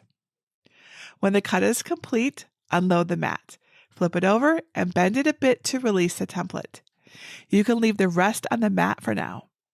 Now to test it. If you're using the 80mm photo ball ornament, unscrew the top, separate the halves, and lay the template inside one half. Put the other half back to test the fit. If you're using the other type of ornament that doesn't open up completely, remove the cap by squeezing the wires together and pulling up. With the tab of your template pointing up, roll the round part of the transparency into a tube narrow enough to fit through your ornament's opening. Then, holding the tab, insert the transparency into the ornament and gently move the tab around to help the insert unroll inside of it. Use a chopstick or another long, thin tool if it's needed to help open the template and move it into place. If the template is a perfect fit, it will unroll easily and stay in place. Congratulations! But if your template isn't fitting well in your ornament, don't worry. This is why we're doing this test. A too big template will buckle and bend inside the ornament. If it's too large, carefully pull the template out and trim the outer edge with scissors. If it's still too big, or if you have to trim a lot of your photo off, cut a new, smaller template. If your template is too small, it will flop over. Try again with a slightly larger template. If you need to keep adjusting, that's totally okay. You only need to do this test once for each style of ornament, so it's worth it to get this part right. When the fit looks good, remove the template from the ornament and measure it to get its dimensions. Not all ornaments are perfect circles, so it's important to measure both the height, including the tab, and the width. Now back on your canvas, click the template. If needed, unlock the lock icon and adjust the height and width to fit your final measurement. Now we're ready to cut a new template that should fit our ornament perfectly, so click Make It. If the rest of the transparency sheet is still on your machine mat, click and drag the template into the material's top right corner to cut it without using a new sheet. Use the grid for reference. Click Continue and then select Transparency again for your material and set the pressure to More, and then load and cut your new template. When it's done cutting, peel your machine mat away from the transparency sheet just like this. Now roll the template up and insert it into your ornament to see if you've got the size right. And there we go. Now it's a perfect fit. Save your template in Cricut Design Space with the name and size of the ornament. This is super helpful if you've been making more than one size and style of ornament. And now we're ready to make our photo ornament. Step 3, prepare your design. When starting a new print then cut project, I always recommend calibrating your Cricut. Find out how over at jennifermaker.com/calibration. Start with your ornament template on your canvas in Cricut Design Space. Duplicate the template to keep a plain copy, then select the original and click the eye icon to hide it. Now for the photo. Remember, light will show through the transparency sheet, so pick a photo with bright, vivid, even dark colors for the best results.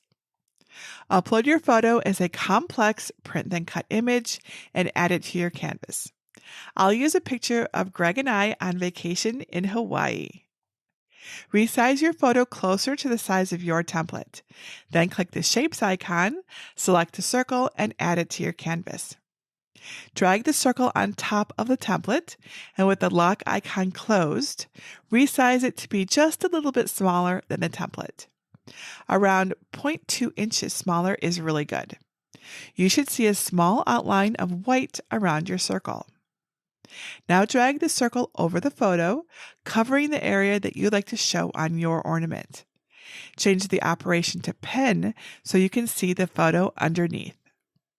With the lock icon closed, click and drag a corner of the image's bounding box until the subjects in your photo fit nicely in the circle. Hold down the Shift key on your keyboard and click the image and the circle. Then click Slice. Select and delete all of the slice results except for the circle-shaped photo, and don't delete the template. Drag your photo on top of the ornament template so there's an even amount of white space around the image. Select both and click Flatten to finish your ornament design. Step 4. Print then cut your floating image insert. Check to be sure the correct machine is selected and click Make It. On the Prepare screen, you may notice that you don't see the outline of the insert or its tab, but it's there, I promise. Even though you can't see it, your Cricut will know to cut it out. And the black marks will help your Cricut cut in the correct place. So make sure your material size matches your material. And if everything looks good, click Continue. Then click Send to Printer. In the pop-up, select your printer and make sure the paper is set to letter. Keep or turn Add Bleed off and toggle Use System Dialog to On. And now click Print. The System Dialog box will open, but it may open behind your window, so slide Design Space over or minimize it to find the dialog box. Now your screen may look different than mine, so just use mine as a guide. And you'll want to select the best quality paper and print settings as possible. Then load the printable transparency sheet into your printer, making absolutely sure that the correct side will be the printed surface. The packaging will tell you which side to insert into your printer. Now click Print. If you print on the wrong side of the transparency sheet, the ink will pull up and look weird and it will not dry. If that happens, wipe the ink off with a soft cloth and then use the correct side to try again. After it's done, let the ink dry for about 5 minutes to avoid smudging. After it's dry, place the sheet printed side up on a green standard grit machine mat. Beginning in the middle of the transparency, use a brayer to push out any air bubbles from between it and the mat. Back in Cricut Design Space, click Transparency and then set the pressure to More. With your fine point blade in clamp B, load the mat into your machine and press the flashing Start button to begin cutting. Before you remove the mat, check if the cut went all the way through, and if not, press the Go button again to repeat. When the cut is complete, unload your mat, flip it over, and peel it away from your transparency. Step 5. Assemble the floating photo ornament. Just like we did with our test, roll the insert into a tube and slide it inside the ornament using your fingers or a pair of tweezers to hold onto the tab at the top. You can use a chopstick to guide the transparency in place if needed. When the insert is set in place, pinch the wire in the ornament's cap together and insert it into the top. If you're using the 80mm photo ball style ornament, simply open it up, place your photo transparency insert inside, Put back the other side and screw the cap back on. And that's all there is to it. I think this turned out so cute. I think Greg is going to love it too. Project number 2, print then cut photo on printable vinyl with a vinyl frame. Step 1, prepare your design. To make the photo ornament with a snowflake frame, start with the right size template on your canvas in Cricut Design Space. I'll use the 100mm disc template again. Be sure the other templates and the label layer are hidden. Upload the frame SVG file and add it to your canvas. Add your photo too. I'll use the same picture of Greg and I so we can compare it to the transparency version. Each frame option is paired with a circle, which we'll use to slice the photo into the right shape and size. Select the frames and click Ungroup to work with them separately. Now pick the frame that you'll like to use. I'm going to use this teal snowflake. Select both the frame and the white circle with it, and then drag them to the side. Select the other frames and circles, click Group, and then click the eye icon to hide them. Select both the frame and the circle, and then click Align up at the top, and choose Center to make the circle fit the middle of the snowflake. Zoom in to see better as needed. With both the frame and circle still selected, drag them on top of your insert template. And then with the lock closed, resize your frame and circle to make them fit completely within the template. Now select the plain circle from the Layers panel and drag it to the subject of the photo. Move it above the photo in the Layers panel. Change the plain circle to Pen in the Operation menu so you can see the middle. If you need to, with the lock icon closed, resize your photo to be closer to the size of the circle. Your snowflake frame will cover the very edge of the photo circle, so make sure there's nothing important that you're covering up, like somebody's eye. Hold your Shift key to select both the image and the circle, and then click Slice. Delete the slice results except for the circle-shaped photo. Select the snowflake frame and click Arrange and then Bring to Front. Position the frame over the photo to check that the photo fits in the frame. When you're happy with how it looks, select the frame and photo, and then right-click and select Duplicate so the ornament will be two-sided. You should have one insert template, 2 photo circles, and 2 frames. Next, we'll cut them out. Step 2, print then cut your photo, frame, and insert. With your correct machine selected, click Make It. If you're prompted, select On Mat and 12 by 12 inches, and then click Confirm. On the Prepare screen, your print then cut images will be ready for 8.5 by 11 inch printable vinyl, and the frames and templates will be on 12 by 12 inch mats for the adhesive vinyl and acetate respectively. If you're using the transparency sheet for the insert, change the material size to 8.5 by 11 inches. Click back on the print then cut mat. The photos are going to print then cut pretty close together, which might give us some problems later when we try to apply our transfer tape to them one at a time.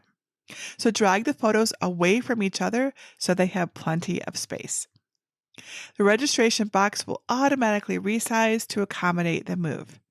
And then click Continue. On the Make screen, click Send to Printer.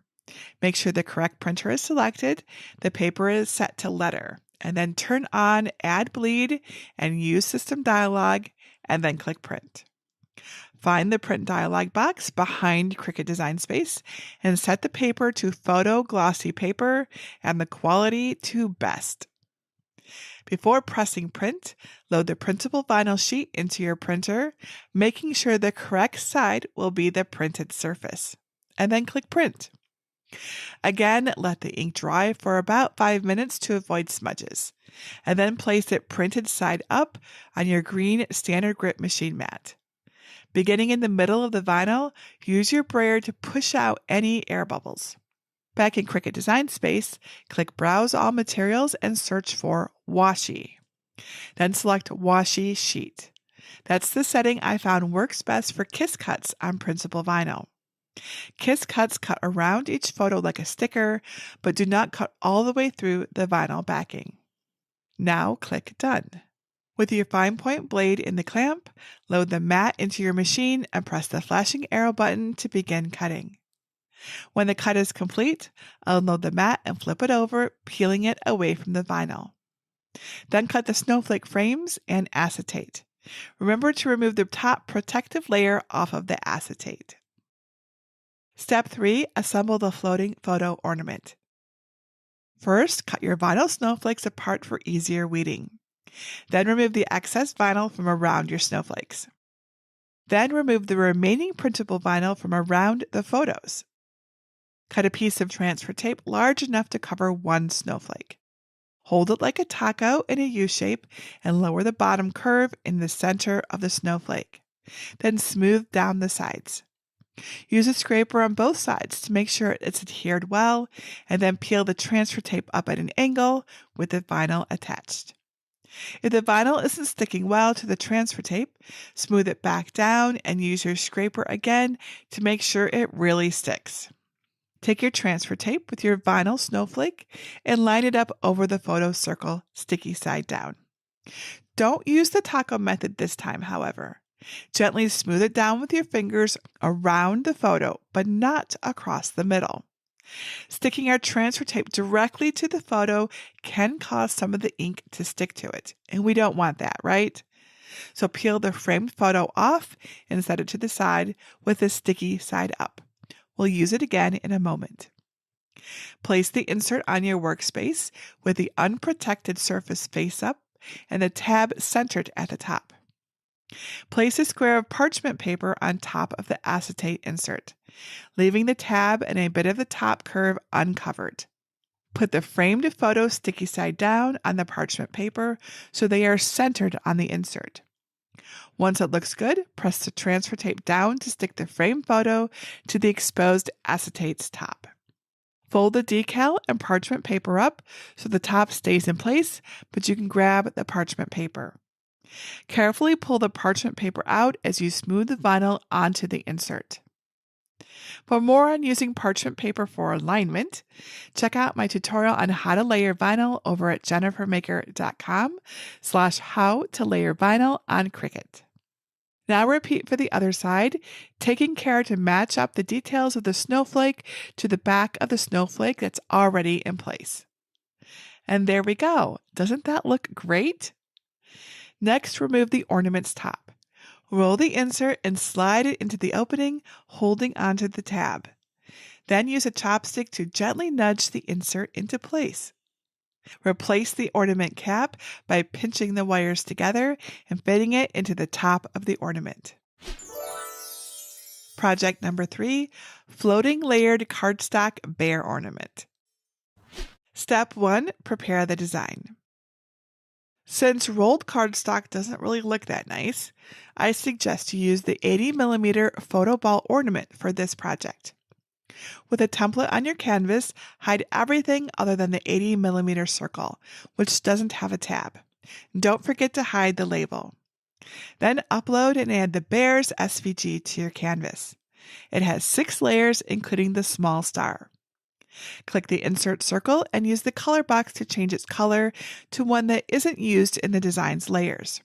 That way, it will cut out on its own mat. I'm going to pick yellow. Remember that color too, so you know to cut it from acetate instead of cardstock. Now you're ready to cut. Step 2, cut the floating layered bear ornament. Make sure the correct machine is selected and then click Make It.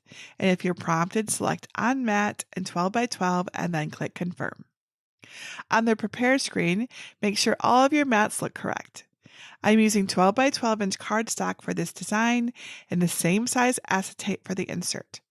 A sheet of 8.5 by 11 inch transparency will also work.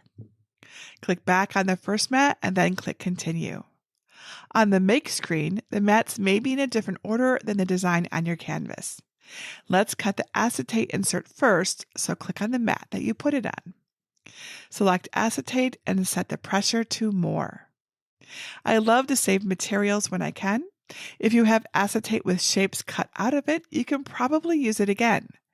Note the insert's position on your mat. When you put it on a green standard grip mat, put the protected side down and position it so there is enough intact material where the design is. See, much less waste this way. You can cut a few more inserts out of this one too. Starting in the center, use the brayer to push out any air bubbles. If you're using a new sheet, remove the top protective layer. And load the mat into your machine and press the flashing button to begin cutting. Remember, check that the cut is done before removing the material. For the cardstock mats, I'll use the medium cardstock setting with more pressure. Grab your first color and place it on your green standard grip mat. Use a brayer to make sure it's well adhered, and then load the mat into your Cricut and press the flashing button to begin. When the cut is complete, unload the mat and flip it over. Roll back the mat to release your cardstock pieces and continue cutting the other layers. Step 3. Assemble your floating layered cardstock ornament. First, grab all of your cardstock pieces and then layer and align them like the example on your canvas.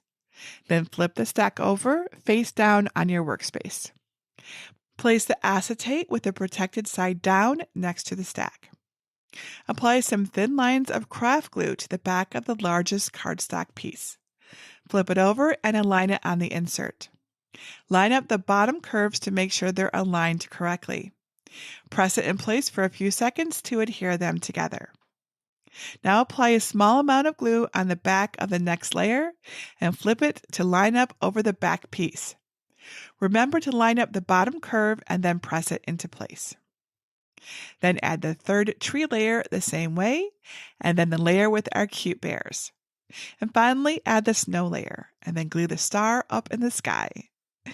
Once all the layers and the star are attached to the acetate insert, get your photo ball ornament. Unscrew the cap, and then remove one half of the ball and set it aside. Lay your insert inside the half in your hand. Put the other half back into place, and then screw the ornament cap back on. And just like that, it's finished. Step 4, show it off. This mama bear and her babies are so cute, aren't they? They are adorable. Now, I think the big challenge with floating ornaments is to get your template sized right. Once you do that, everything else falls into place. And these are so fun and easy to make. And didn't they turn out so beautifully? They're going to look so awesome hanging on your tree. Here's my little tree here. They're going to look even better on your tree with all the lights and everything. And there are so many ways that you can customize this type of ornament too. You could add more baby bears to symbolize each of your kids, change up the colors. There's really just so many options. And here's a tip. These ornaments are like magnets for fingerprints and smudges. So you can add a few drops of rubbing alcohol or to a lint-free cloth or a coffee filter, something lint-free, to help you clean up your ornament so it looks extra clear hanging from your tree, because the lights will show every fingerprint. This is also great to do if you're just gifting these ornaments. It's just something I like to do to make them look their best. So you might want to just rub them off, all the fingerprints and stuff off, all that dust off too.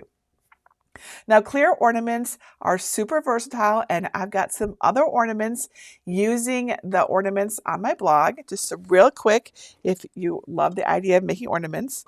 So you can also make these really cute little glitter ornaments. If a floating ornament isn't for you, there's a bunch of different designs. They're over on my blog at jennifermaker.com/343. So this is another option for you. There's actually a whole bunch of designs. I've just got a few of them out. All right. So I see we have questions, lots of questions. So let me jump into those. All right. First of all, I see a question. I don't have a printer that works well. Can I use a photo you have? Absolutely. You won't be able to see through it, so it won't be transparent like my dog Hunter here is, but you absolutely can use your own photo, just as we've done with this one right here. So this is just a photo that's printed on a printer, but if you already have the photo and it's roughly the right size, you can use your own photo. All right? Absolutely. You'll just have to cut it. You'll have to cut your photo, right? So Heather says, could you use clear vellum? Well, so we chose the transparency sheets, right? So here's the transparency sheets because, and the acetate, which of course we use differently than the transparency sheets, because they spring back into place inside your ornament. They're really pretty stiff. Vellum is nowhere near as stiff, and I think that you will find that it won't spring straight. Once you curl it up, it'll want to stay curled inside your ornament, and it won't give you the same effect. So I don't recommend vellum. Now, I saw many questions in the chat about acetate and can you print on it? So this acetate we're not using this to print on. We're using this for covering up our using our photos. We're using acetate for our photos. If you want to print on, and have your photo be clear like we have done here, you want to use transparency film. This is important, okay? It's not going to work if you print on acetate. Acetate does not have the proper coating to absorb the ink. So I don't know if I can show you, but I'm going to try because this is important. So there's two sides to transparency sheets. One side is, they're basically acetate, but with a coating, okay? So that you know. I don't think you'll be able to see. It's so clear, but yeah, probably not. But there's definitely one side that has a coating on it. And regular acetate does not have that coating. So you'll be able to put some ink on, but it'll wipe right off. And it won't look the same as a transparency sheet. So if you want to print your photos, you'll want to use transparency sheets. And make sure if you have an inkjet that you're getting inkjet transparency sheets, not laser printer or copier sheets, right? There is a difference, right? Most of you have inkjet printers, so we recommended the inkjet transparency film. All right, Barbara says, can we fill in the center to make an ornament?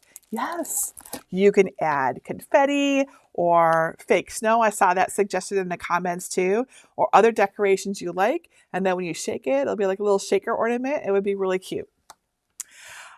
Sue says, can a laser printer work? Yes, but only if you use transparency film that works for a laser printer. So be sure to match up your materials with your machines always. Sewell says, where did you get the ornaments from? All of the ornaments can be found. I got all, okay, so I buy everything from Amazon because it's super easy and they have pretty much everything. And also because if I buy it from Amazon, it's easier for you to source it too, rather than me going to a local store. You can get these at local craft stores, even, bigger department stores, but I recommend Amazon because then you can get exactly what I used. Let me put my link up here on the screen. If you go to jennifermaker.com/516, you will see our material list. And there are links there, and you can just go right exactly to the product page on Amazon to get the exact same things that we used, if you want, of course. All right, Marge says, I have the original Cricut, which doesn't have design space, so it doesn't work with design space, right? How can I make this? So we don't want to leave anybody out. Every project in our library that for Maker Academy Weekend, and pretty much every project in general too, but especially for Maker Academy Weekend, every project has a PDF. You just print out that PDF and then you can use scissors or a craft knife to cut it. You won't be able to use an older Cricut that doesn't have access to design space with SVGs, however, so you'd have to cut it out by hand. But that means everyone can make these projects, even if you don't have a machine. So, and I want you to, and many people do too, by the way. You would not be alone. All right, so Mashuin says, can you do this on the Joy machine? So you cannot do the print then cut version on the Joy machine like this one, like my Hunter, right? I know that's kind of hard to see. It's a big screen. There's no print then cut on the Joy, so this one would be a tricky one to do, and I don't recommend it. But you can totally do this one. This is the little mama bear and her little cubs. You can totally cut this one on the Joy. You could also cut something like this so long as you had your own photo, because again, you can't do print and then cut on the original Cricut Joy, but you can do it on the Cricut Joy Extra just so that's not confusing. I know that sometimes could be. The Cricut Joy Extra is new this year, so I'm trying to use the words original Cricut Joy and Cricut Joy Extra to differentiate between those two. Also, look how cute this is. Look at this cute little furry face. This is our kitty cat, Butterscotch. Isn't he adorable? Okay, sorry, I just had to show off a cat. Let's see here. Carolyn says, can you use shrinky dink plastic? You could use that. Keep in mind, it will shrink, right? So you would and you can't control how much it shrinks. You could just make an ornament out of it. You don't have to put it into a floating ornament because it might be a little too big, a little too small when it shrinks. We have a tutorial on using shrinky dink plastic if you would like. So, if you want to, have fun, but just know that it might be hard to control its size. But it would look cool if you could get it to work. Dorothy says, could you use leather or wood for the snowflakes?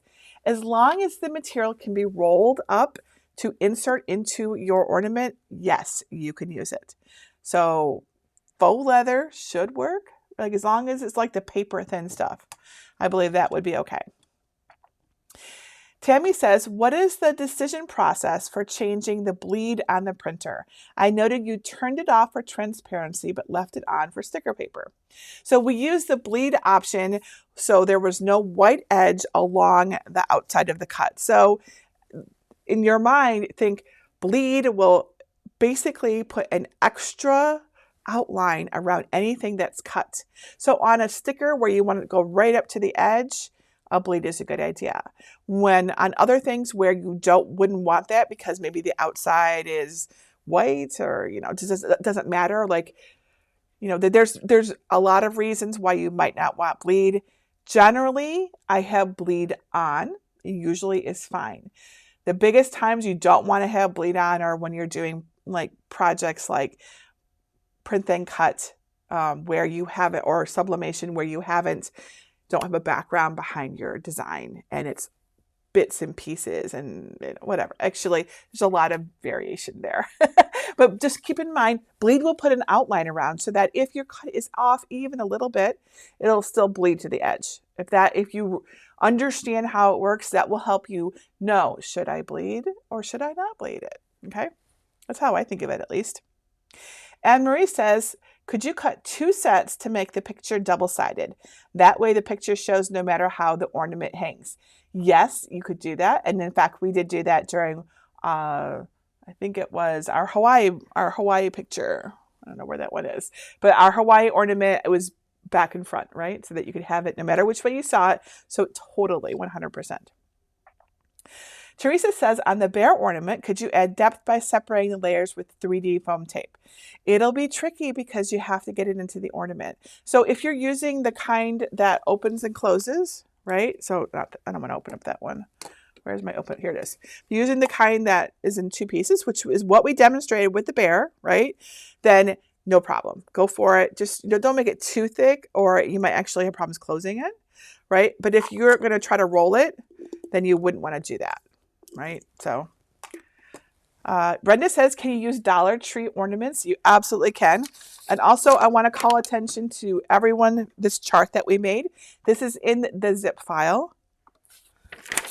So to help you size things. So if you get a different ornament, you'll want to measure and then you'll want to choose the right insert size and then adjust after you've tested it, okay? So this chart is in here. It's in the zip file for this project so that you can pick the right size.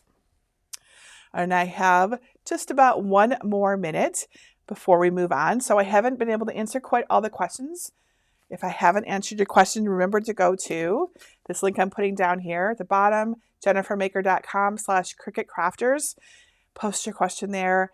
We would be happy to help you there. So would other people who are in that group. Okay, absolutely. It's a great place to get your questions answered.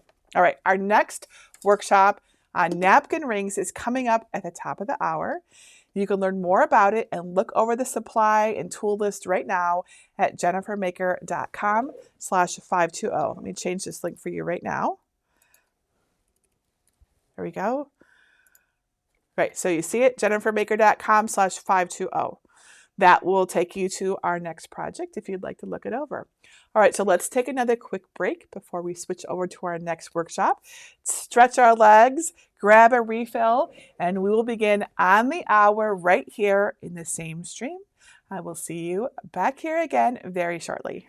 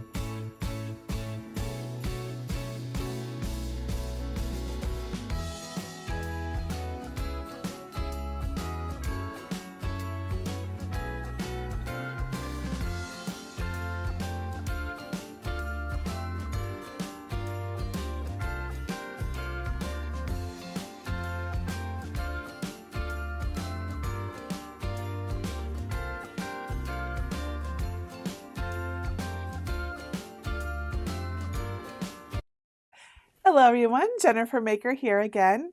Let's learn how to make DIY napkin rings and cutlery holders. Let me show you what these look like. So these are so fun, so easy to make, perfect for holiday meals. These are cutlery holders. They're basically just little pockets that almost look like little hot pockets. But you can slip your cutlery in there, a napkin or something like that. And then of course, napkin rings, all made with your Cricut or by hand if you don't have a machine. All right, so aren't these so pretty? They're perfect for holiday meals and special get-togethers. And these are just the project for your holiday table this year. I think they're just so pretty. And they really take a regular place setting and turn it into something beautiful and elegant, don't you think? To complete your table, you can even pair them with my DIY place cards and coordinating cardstock colors. This is an earlier project from, like a few years ago. I don't remember. Anyways, I've got these ones that say thankful, merry, got blessed, and there's a grateful one here too. So you could pair these and you could have the most amazing table this year. How pretty would that be? Now you will find the complete supply list for our napkin ring and cutlery holder project over at jennifermaker.com/520. I'll put that link right on the screen right here. But let me show you exactly what you need to make these fancy yet super, super easy cutlery holders and napkin rings. So they get the supply tote out of the dream box real quick. All right, here's everything. This is nice and easy project. Also a great beginner project. And practical, you can use them for a get together. Okay, so let's make some space here and I'll show you all the things we need. All right, so let's take out our plastic cutlery. You guys all made fun of me yesterday for that. All righty. Here's our supply list. Oh, here's our awesome materials. Let's get everything out. We're going to go through everything together. Some napkins if we need those. And all of ours. This is a cardstock project, right? Okay. So cardstock will be our first thing. Let's make a little space here. Make sure you can still see our pretty napkin rings. Let's set these things over here. There we go. Okay, so here's our cardstock. I like to arrange the things on here so we can see them better. All right. Remember, our material supply list is at jennifermaker.com/520.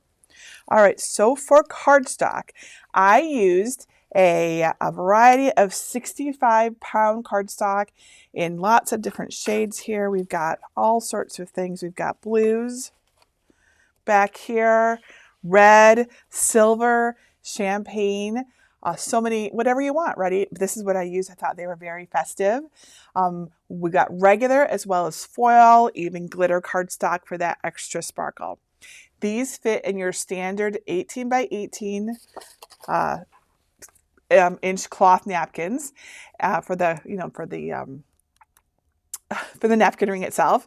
And I have the ones that I used all linked in my materials list if you like these colors or are looking for these exact sizes of the napkin rings themselves. So where's our napkin, right? So here, these cloth napkins, which I think I really, right? So these are linked in my materials list if you want them. All right, and then I cut all of my Cricuts or all of my materials with the Cricut Maker 3, but you can also use an original Maker, any of the Explorer series machines, the Venture, or the Joy Extra.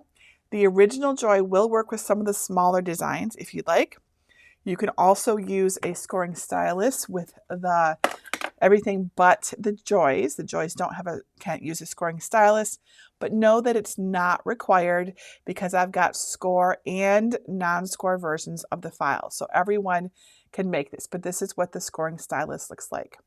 So along with your Cricut, you'll also want a green standard grip mat, a blue light grip mat. I don't have it out right now, but a green and a blue one, a brayer. Here's our handy trusty brayer, some scissors, and a spatula. All right. Now, I highly recommend having a ball of aluminum foil. Mine is missing right now. Sorry, but a ball of aluminum foil will help you clean your blade, or you can use some rubbing alcohol. You'll especially want to do that if you are using the glitter cardstock sheets because they can really, all the glitter can really get stuck on your blade and make it difficult to cut later on. All right, so it's really a must if you're using glitter to clean your blade. And I will show you how to use it in our assembly video. Okay.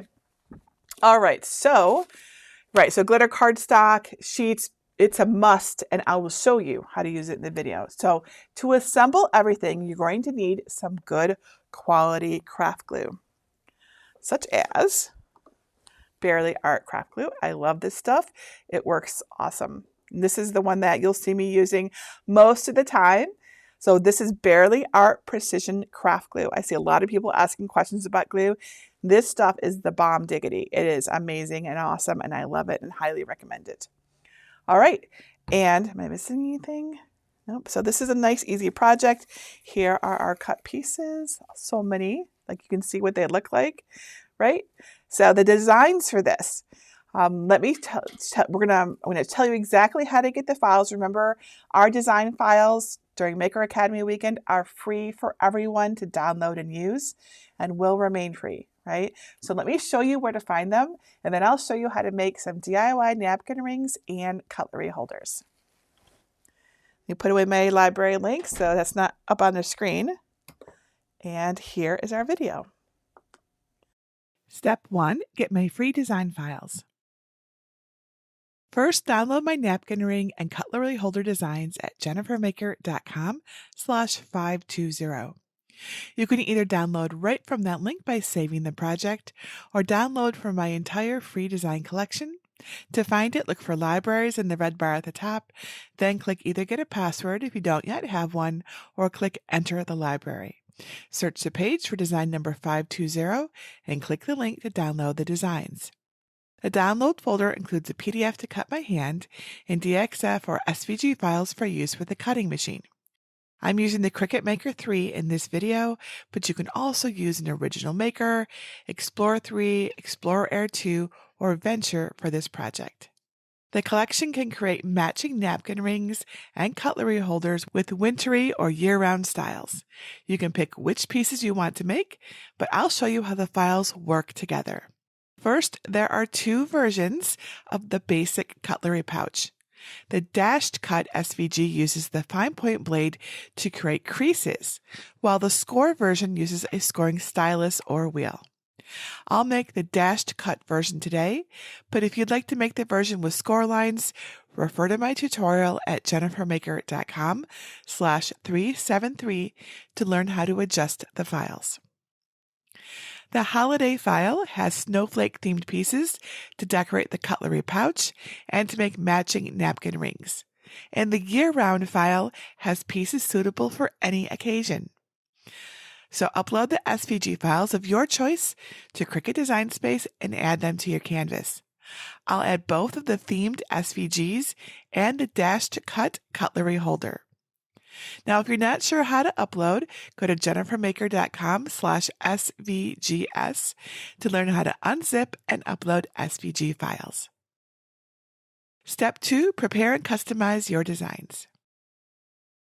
Here are how the 3 files look on my canvas in Cricut Design Space. You may need to zoom out to see everything. Just click on the minus sign right here. The snowflake napkin ring has 5 parts, 2 pieces that will create the latching ring, and 3 decorative pieces. The year-round design is simpler with just 2 pieces for the ring. The matching decorative or blank layers for the cutlery pouch are grouped with each theme. If you want to make a matching ring and pouch set, use the eye icon to hide the blank layer.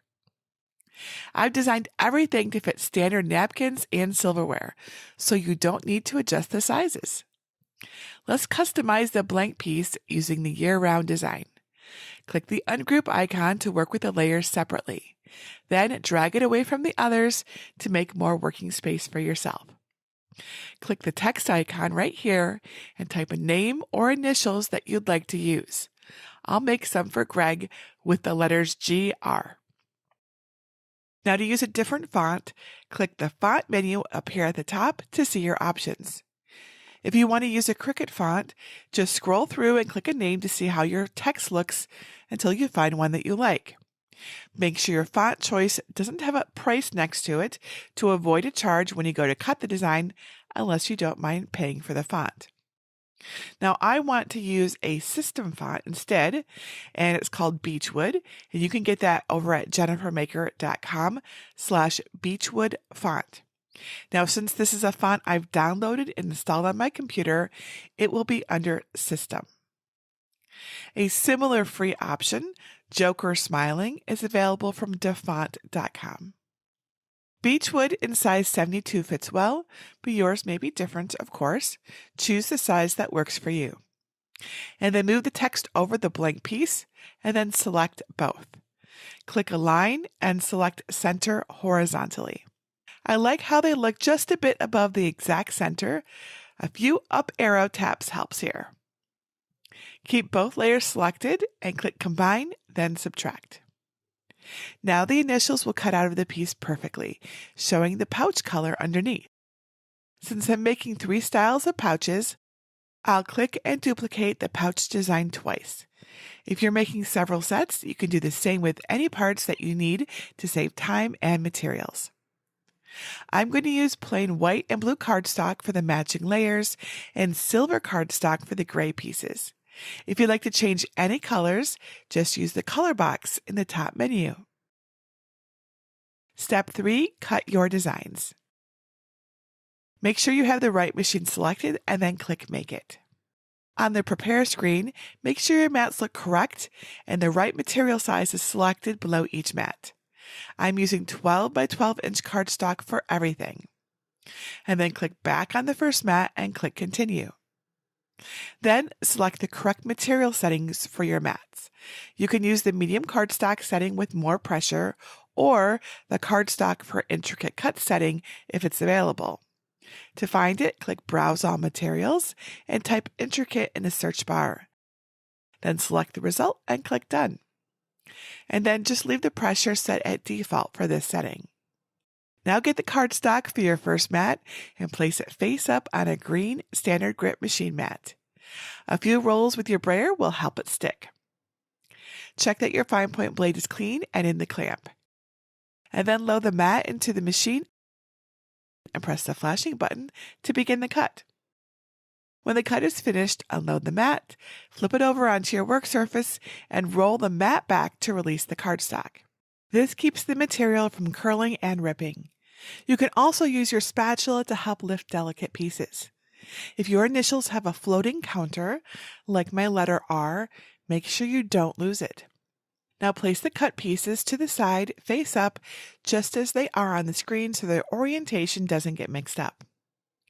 Remove any left behind pieces with your scraper to avoid miscuts on your next pieces.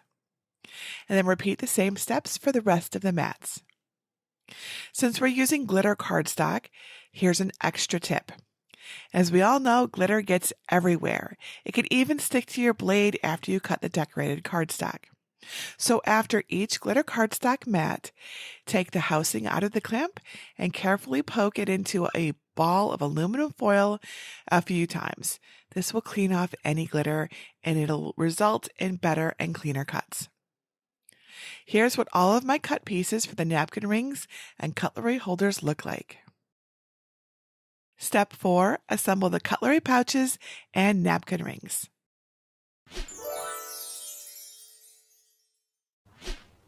Let's assemble the custom cutlery holder first. Set everything else aside. You can use this method for the decorated versions too. Place the pouch face up and your decorative piece, including any pieces inside the letters, face down. Add thin lines of glue to the back of the decorative piece, but don't get too close to the edges. Leave any floating pieces alone for now. Then flip the decorative piece over and center it above the left part of the pouch. Gently place it down. Adjust it so it's centered and then press it in place. If you have a floating counter like the one for my letter R, add a bit of glue to the back and put it in place. If you're not sure about the orientation, refer back to your Cricut Design Space screen. Once it's dry, flip the pouch over and crease along the straight lines to create the holder's sides. The tab will be on the left. Creasing a curved line for the bottom is a little bit different. Starting on a bottom tab, carefully crease one end up before the curve gets to a wider area. Then gently push the next few inches of cardstock in the same direction, but don't fold it or you'll get extra creases. Then fold the other end of the tab and gently press the curve from that side so it's perpendicular to the holder's body. Repeat for the other bottom tab. Going slow helps keep the crease section strong and looking pretty. Now add a few lines of glue to the side tab's back and the underside of the bottom tab next to it. Carefully bring the right half over, making sure the unglued bottom stays on the outside. Slightly curving the bottoms will help the holder take shape. Align the outer bottom section over the matching glued cardstock. If the long tab gets in the way, poke it inside the holder to contain the glue. Once their edges match up, gently press the bottom sections together from the inside and outside so they're secure. Then line up the long tab so its crease matches the edge of the other paper and gently pinch them together. Move along the whole edge, pressing from the inside in a few spots for support. And once the tabs are dry, your cutlery pouch is all done.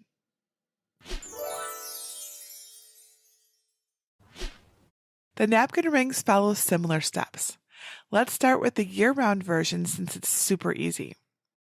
Grab the two pieces and line up the decorative part on top to make sure they're oriented correctly. Then flip the decorative piece to the side so it's face down and in a mirrored position. Add thin lines of craft glue to the back, but don't get too close to the edges. Flip the top back over so it's lined up with the plain layer and the slits at the ends match. Center the decoration and then press it in place. Once the glue dries, your napkin ring is complete. To use it, place it face down with a rolled napkin on top. Carefully curve the sides up so the slits meet and slot them together. Perfect.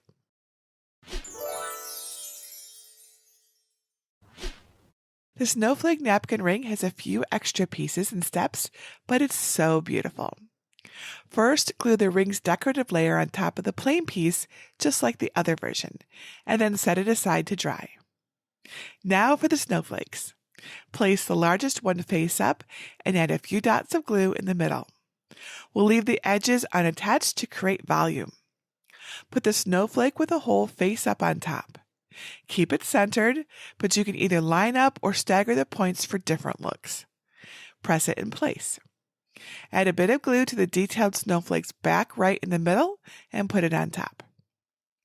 Once the glue dries, you can take the sections of each snowflake and carefully spread them apart to create a more full look. The finishing touches are easier with the ring latched around a rolled napkin with the latches facing down. Fold the assembled snowflakes in half and get ready to place a small amount of craft glue on the bottom of one of the halves.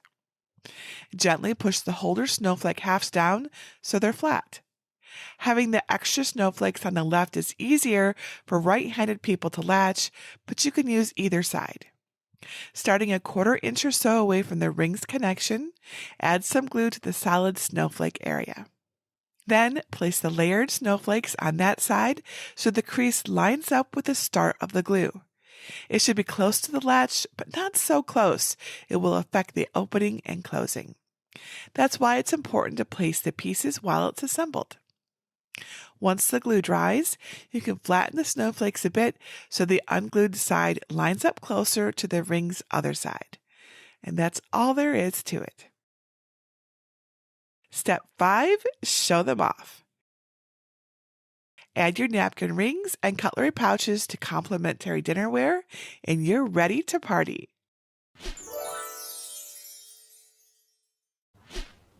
By switching up your materials, you can completely change the look and even function of these projects, especially the napkin rings. Foil cardstock really makes these designs pop. I tried it in place of the glitter detail layers and I love the results. Just make sure that you use the foil cardstock cut setting when you make these. The material does show creases and dry glue very easily, so take your time if you decide to use it. If you want to use it for the pouch, I recommend using the score tool version with a scoring stylus. Creasing along the dash cut lines can let the white paper show through a bit more than I personally like, but it's up to you. For lots of shine, you can also use glitter cardstock for your base pieces. Just make sure you really hold the glued sections in place to dry. The glittery texture keeps it from setting securely as quickly as smooth paper does. While the cardstock versions will show some wear and tear after a use or two, I found two options for more durable projects. Craftex fabric paper is durable enough to last several uses and it won't tear. It cuts well using the medium cardstock setting with more pressure. But it is a bit harder to weed than normal cardstock. So just take your time and then glue it together just like the cardstock versions. And if you want napkin rings made to last, the year-round design worked nicely on leather. Really. Just use the steps from my DIY leather journal tutorial over at jennifermaker.com/458 to prepare, cut, and decorate the design. There are so many possibilities, and I can't wait to see what you come up with. Aren't these cutlery pouches and napkin rings so elegant? I think they are the perfect, easy project, and they really add a lot to a holiday table. You can mix them up and use different colors, textures, or even patterns for different holidays and occasions. I saw a question about, what could we do for Thanksgiving? Well, of course, you can do this design, which would work for any time of the year. But let's say you want it to be specifically for Thanksgiving, you could get a patterned paper and then it's instantly Thanksgiving or whatever holiday you want to use. And you saw that it also experimented with some other materials like the paper fabric and even leather. Those turned out so cool too. Here is our paper fabric one. Isn't this? It's so cool. Let me hold this up so you can see better. It's like a cross between fabric and faux leather and paper, and you can cut this on any Cricut. These really are very versatile, and I love how they dress up an otherwise kind of boring place setting, don't you? And if you're careful with them, or you use more durable materials like the fabric paper, you could even reuse them multiple times. And I just love that, right? Who needs to do extra work, right? All right, I see we have some questions. Also, feel free to ask me questions. I will do my very best to answer all the questions I can. All right, Julie says, does the top of the cutlery holder fold down to hold candy?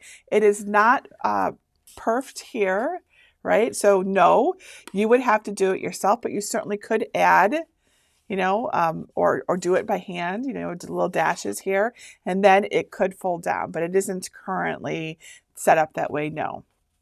But still, it's set up like a cutlery holder. Yeah, it still reminds me of a Hot Pocket.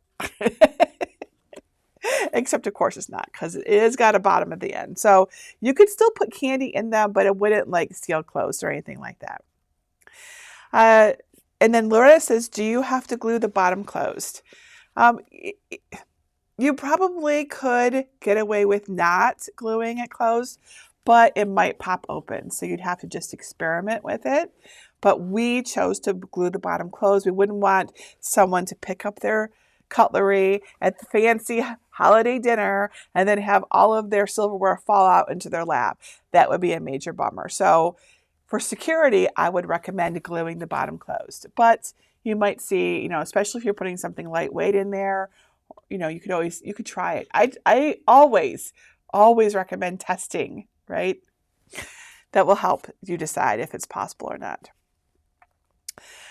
D says, what is the difference between the 01 and 02 maker scoring tool? I think I've got, just so that's clear, I think I've got one of them sitting over here. I do. Although I don't have my tool with me. All right, so the maker tool, the makers can do, put in a scoring tool. This is the 0.02 tip for it. There's also a 0.01, or not point, sorry, it says 0.1 on it and 0.2. 0.1 is a single scoring tip. 0.2 is a double scoring tip. Most of the time, you're going to want to use the single scoring tip. So the one that says 0.1 on the side, okay, if you are using the maker scoring tool. The 0.2 tip is for really thick materials like foil poster board, right? That where a double scoring line is going to be your best bet. I very, very rarely use the 0.2 scoring tip. I almost only will use the 0.1 scoring tip. And even then, I have to be honest, I actually use, let me switch over to my other, I actually use the scoring stylus that you see right here, even in my maker.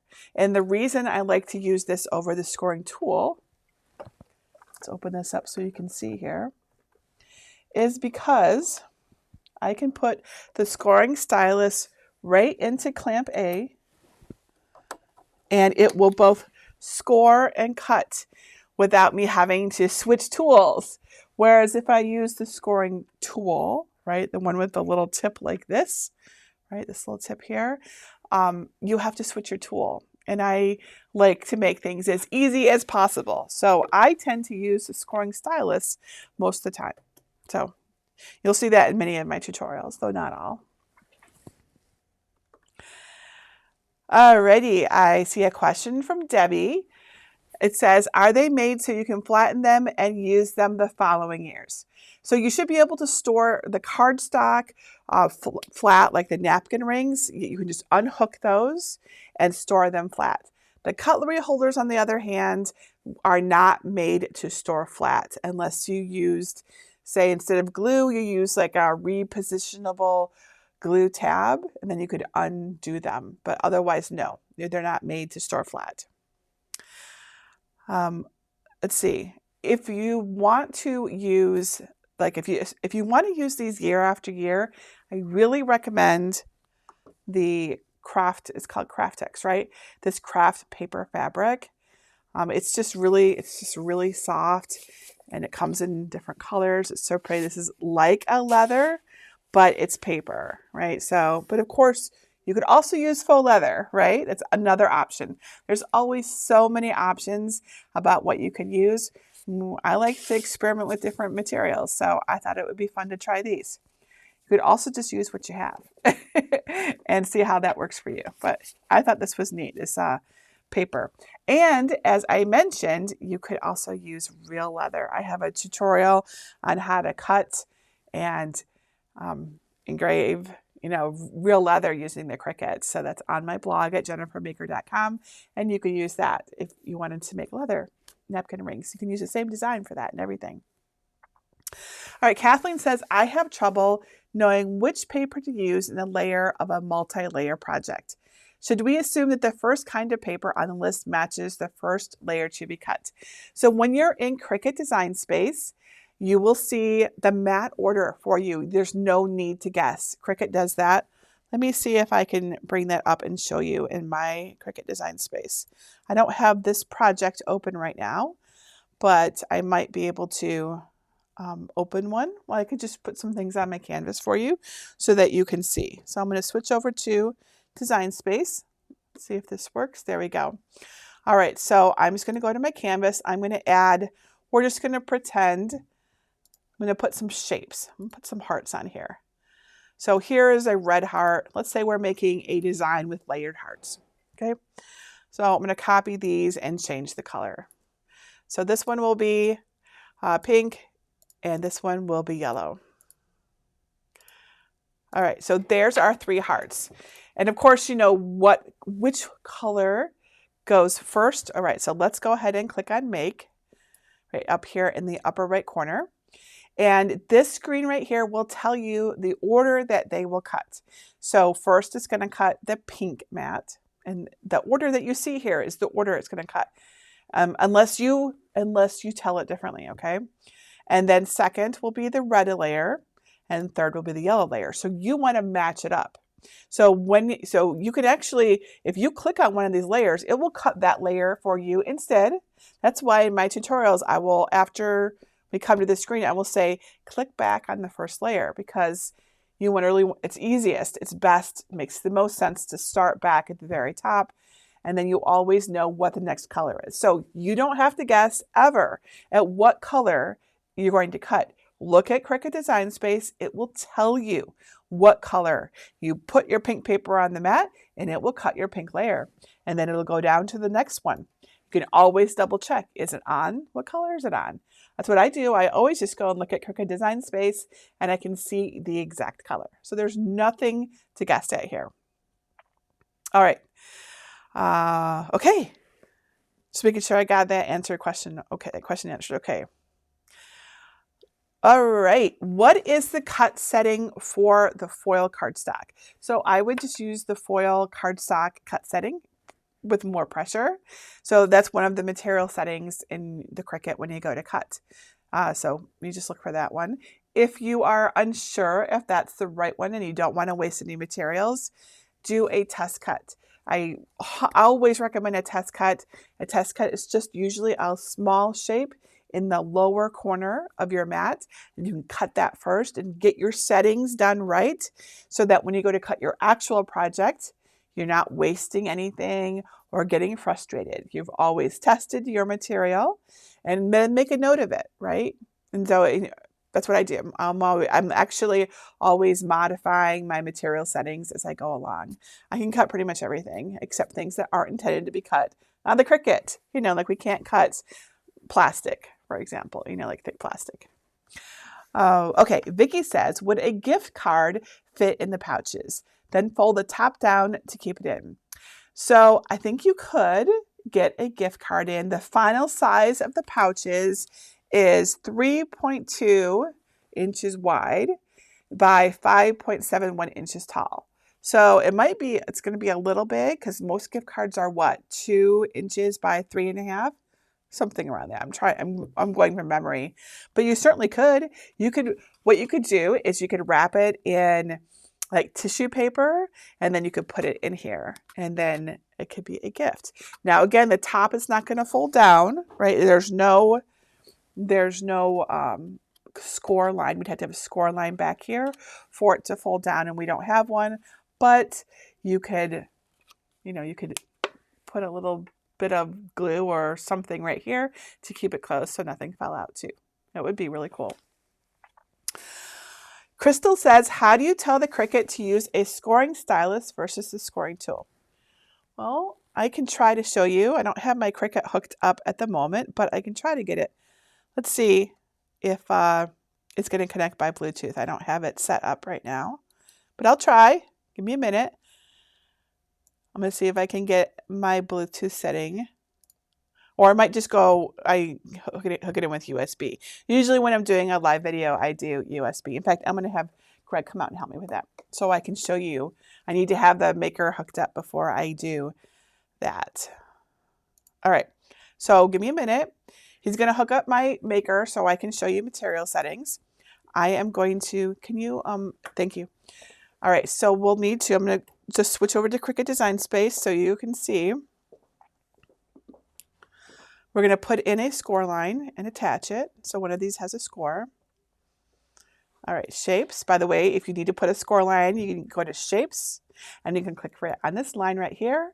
And then you, by default, it's set to score, which you can see right up here. But of course, you could, like if it's not, you can actually make all of these things score just by changing it to score, right?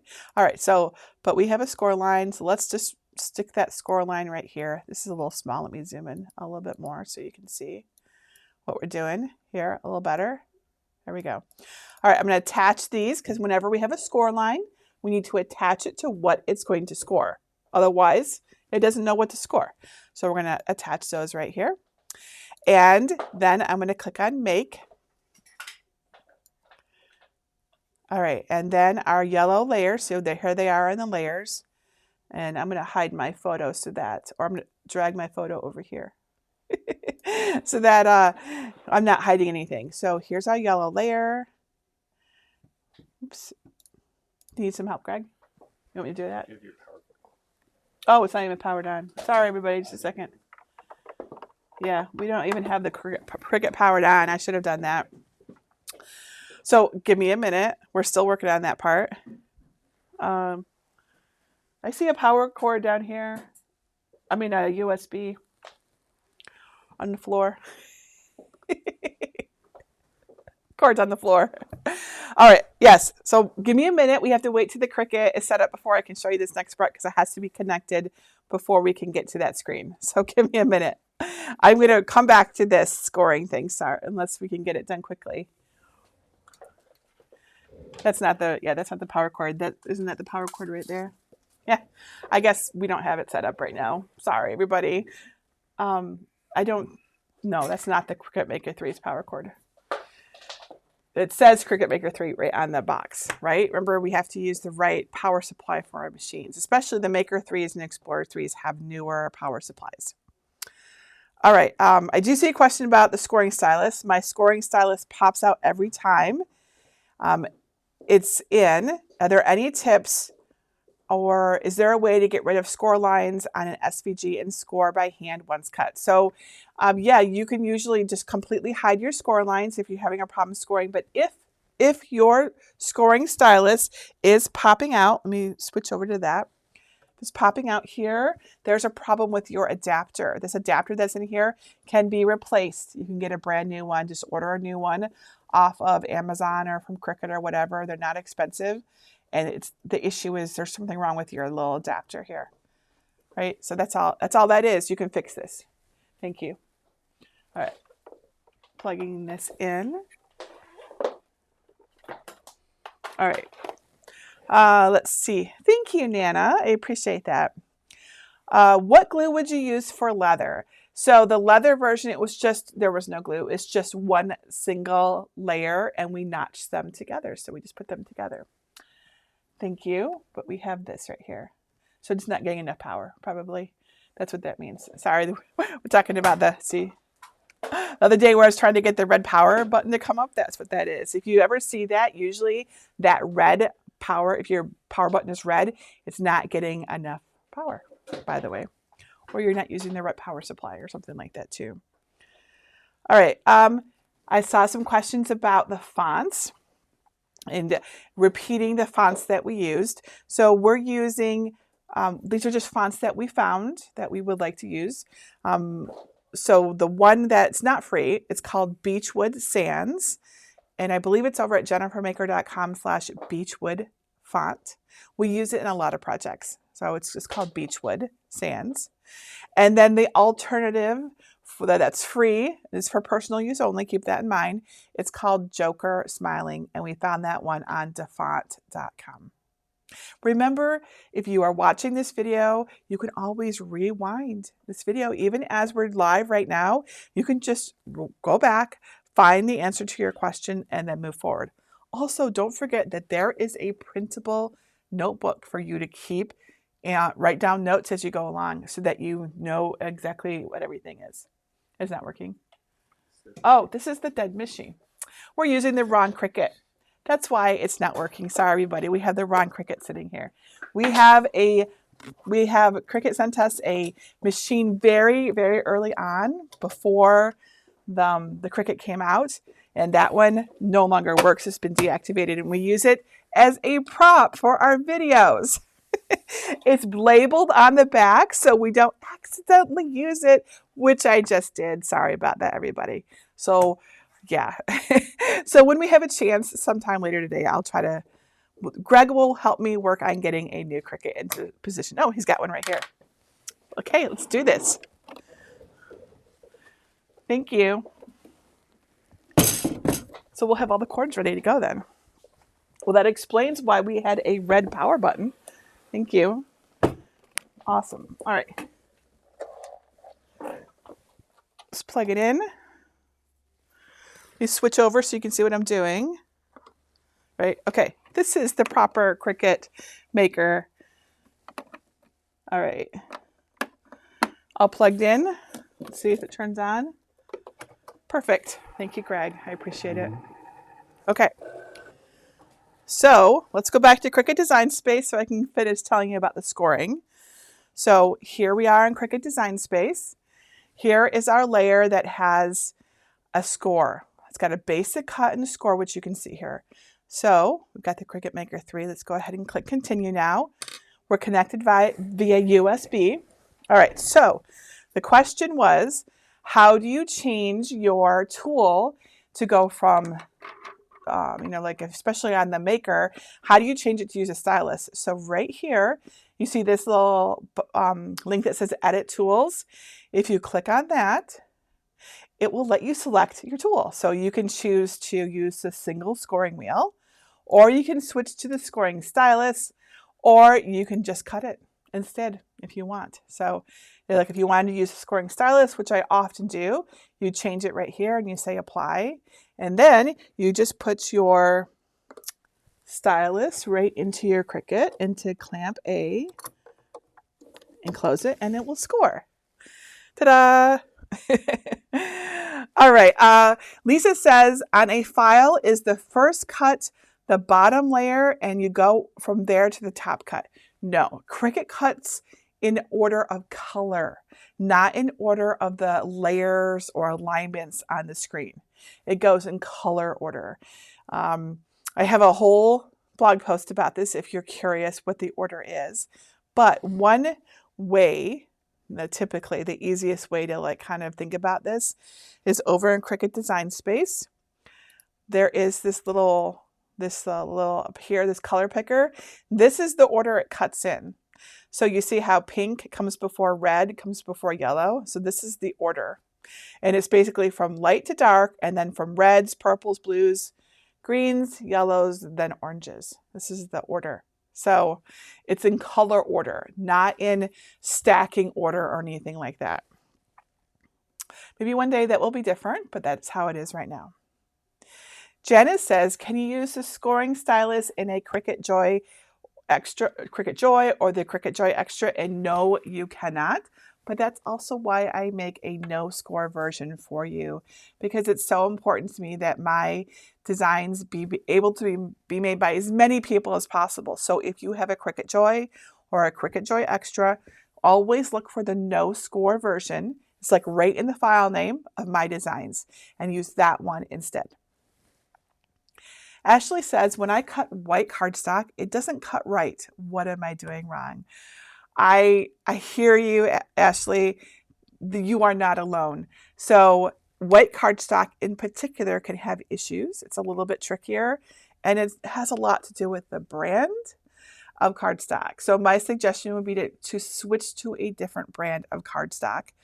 I have, like, if you look at my materials list, try using the exact same cardstock that I have. And then other things that you need to make sure you do is you got to have that sticky mat. You know, you want your mat, your machine mat to be very sticky, and you want your blade to be clean. I like to use aluminum foil, but you could also use rubbing alcohol to make sure that it's clean. So good quality cardstock. You also want to make sure your cardstock is not damp with any moisture. If it's very humid, it might be. So you'll want to get a fresh pack of cardstock, high quality, sticky mat, and a clean blade. That's the trifecta of getting good clean cuts. Crystal says, how do you tell the Cricut? Oh, I'm sorry, I got that one. Penny says, do you cut the glitter paper up or down? You want the pretty side up, and I will explain. This is important. Okay. This is a piece of beautiful glitter cardstock, right? This is actually a little bit rough. You hear that? This is actual glitter that is somehow adhered to a piece of cardstock. So this is rough. This is actually rough. If we try to put this down onto our mats, it's not going to stick very well because of the rough side, right? So you always want to put anything that has a texture like this. You really want it to have the smooth side against your mat, against that adhesive on your machine mat, so it stays in place and you get nice clean cuts.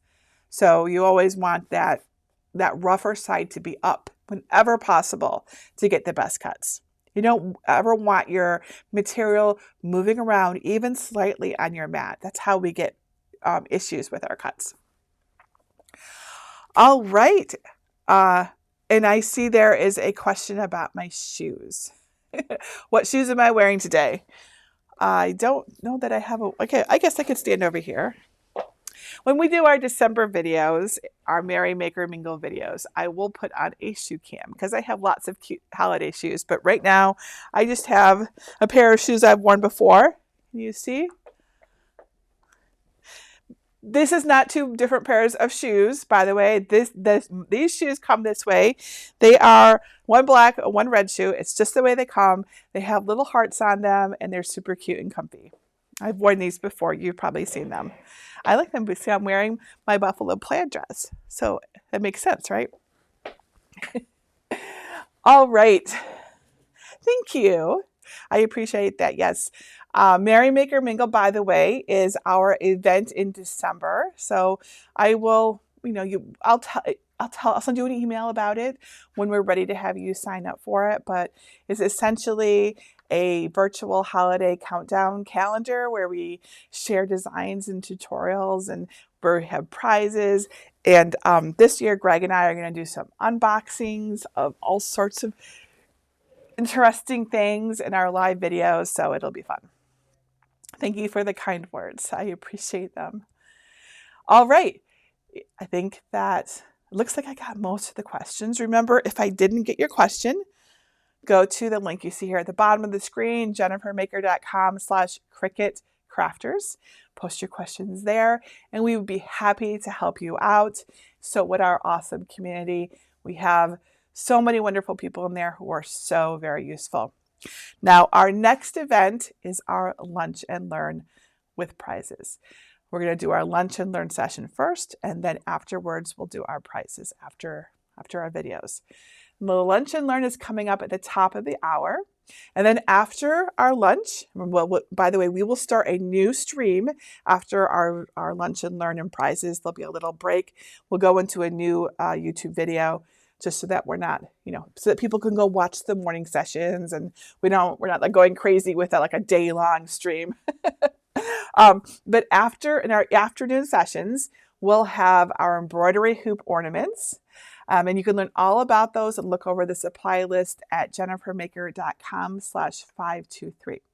So let's take a break before we head into the Lunch and Learn. If you want to eat lunch with me, grab some lunch. This is the perfect time to do it, or get a drink or a snack. And we'll begin on the hour right here in the same stream. We're not moving yet. Okay, so I will see you back in just a few.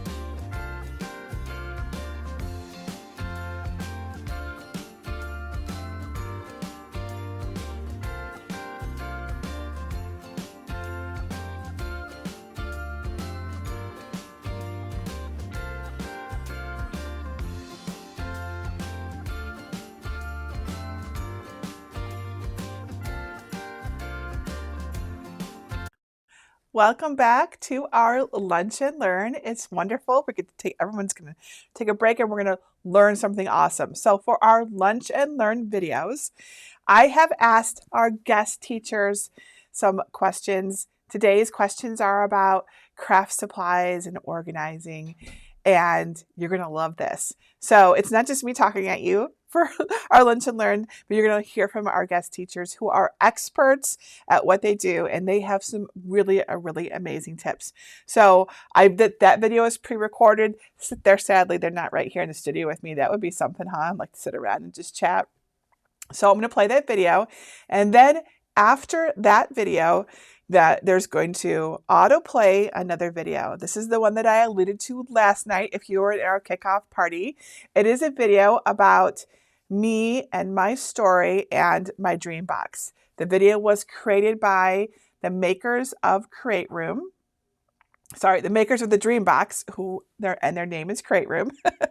For those of you who know. So they made it. They actually came to our studio in September, and they brought along a videographer, and there were 3 people from the company, and they were here at our studio, and they took lots of video. So they have given us permission to share their video. They haven't premiered it on their channel yet, but they're letting us share it with you because we thought you would like to see it, because it talks about the Jennifer Maker story. It gives you a behind the scenes look. I think there might be some shoes involved in there.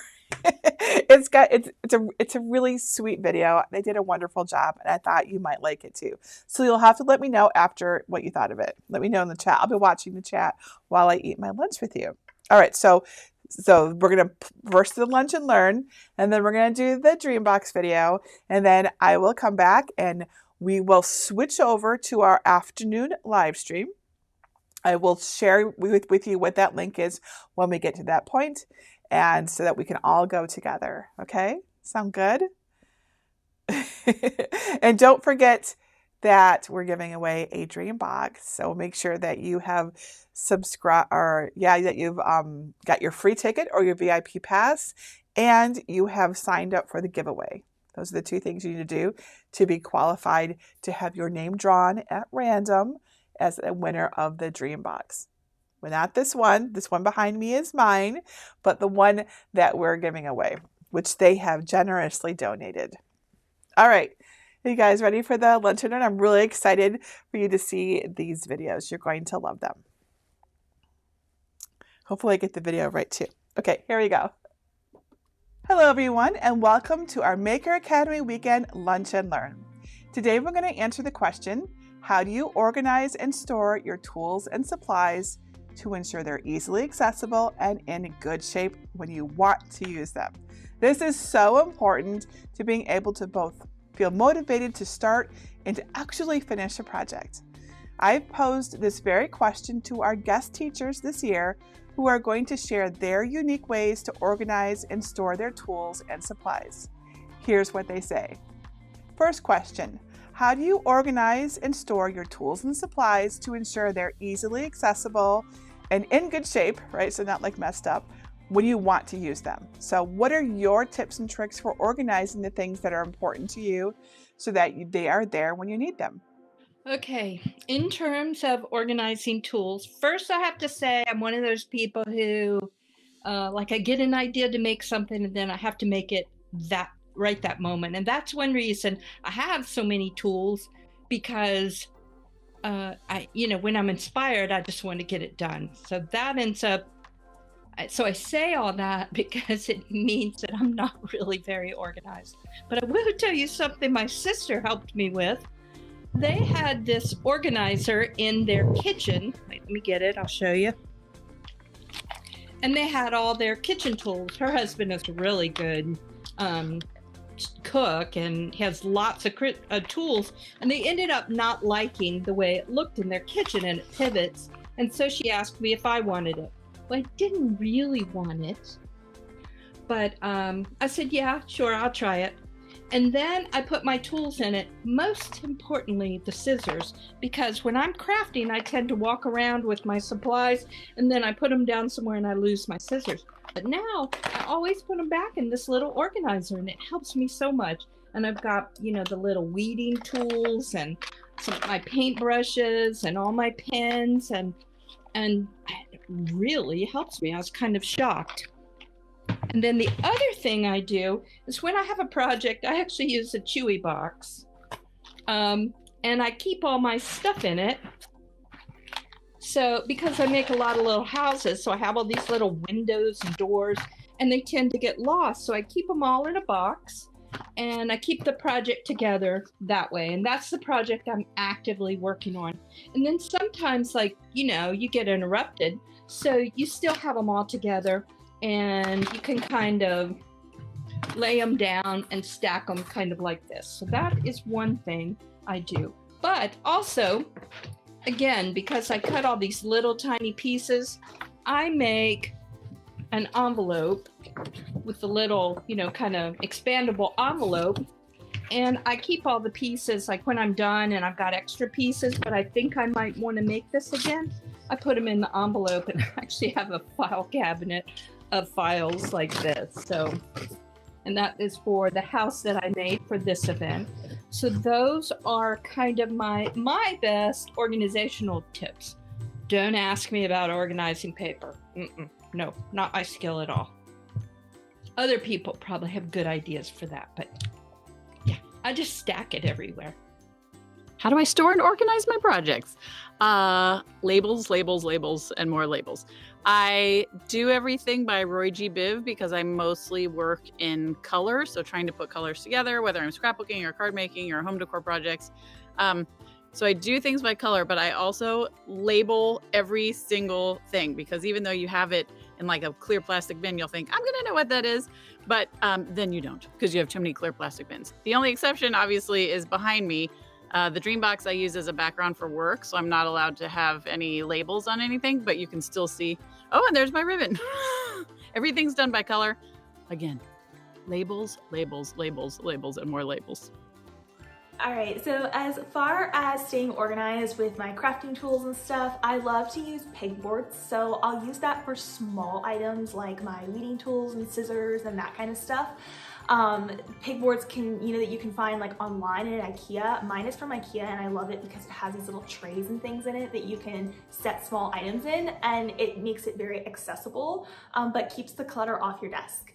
I also have an IKEA dresser, like something you put in your bedroom, but I have it and it goes underneath my main primary desk here because there's a bunch of space, and I'll put larger tools in there such as things like my easy press or my mats or my straight cutter, things like that wouldn't work on a pegboard. I'll put those larger tools in the IKEA dresser that slides perfectly underneath my working desk. So everything is super accessible and may not always be perfectly organized, but it is in a good, safe location, and I can usually find what I'm looking for pretty quickly.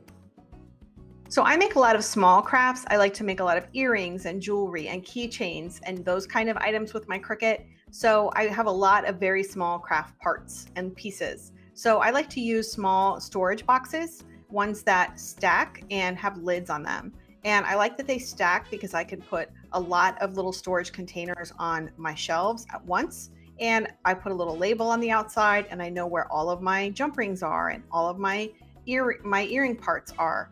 And another nice thing is with the lid, that helps them stack neatly, and also it keeps them dust free. And I don't know if you craft with pets, but I do. And there's always some, loose dog hair floating around. So it keeps my craft supplies free of any dust or anything else that might get into them. Also, I use areas like my walls to help me store some of my items. So I display earrings that I've made on this pegboard back here. I have my vinyl rolls displayed because I think they're pretty, and it also helps keep them neatly organized and very accessible because I can see them every day. Just got done redoing my craft room, so this is the perfect time to answer this question. And this time I went with the dream box. It's actually behind me by chance during this video. So I went with the dream box for my Cricut supplies. My sublimation stuff is in another area, but for the Cricut stuff, I went with the dream box. Holds a ton of machines, and then I found that the versatility of storage. So that's basically what I'm looking for in my craft room storage is versatility. So with the dream box, I could, change the shelves, change the bins, whatever, to exactly what I needed. And then for sublimation, I have basically IKEA stuff. So like cubes with baskets or IKEA furniture with drawers and my sublimation stuff all organized. Again, everything has to be versatile for me. So like chalkboard labels, that different type of thing, because I change a lot. Like maybe I made a bin for sublimation mugs and maybe I needed 2 bins when I organized, 'cause I had so many mugs. And then I really find that I like sublimating tumblers and different things better. So being able to change that mug basket to a tumbler basket in seconds is key for me. And then the second key for me is at the various stages of my craft room. So I went from very simple, like I used to organize in vintage type items or what I had around the house, to at this point more custom storage. At whatever level I was at, the best storage I could afford at the time, I would try to invest in. To me, there's nothing worse than knowing you have something, not being able to find it and purchasing it again. I've done that. Or number 2, finding it and it being like all crumpled up and you can't even use it. I've done that too. So like wasting supplies like that is my pet peeve. So storage and organization to me is like the top thing, number 1, I put in my crafting budget.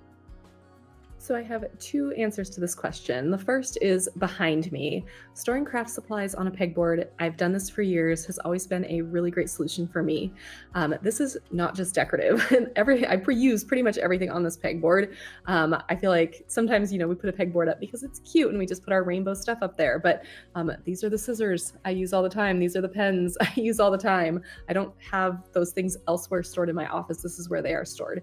So I feel like having things out and being able to access them really easily means that I can always find my scissors because they're always hanging on the pegboard.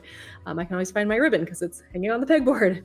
So this whole pegboard here is very useful and it's one of my favorite features in my entire craft studio.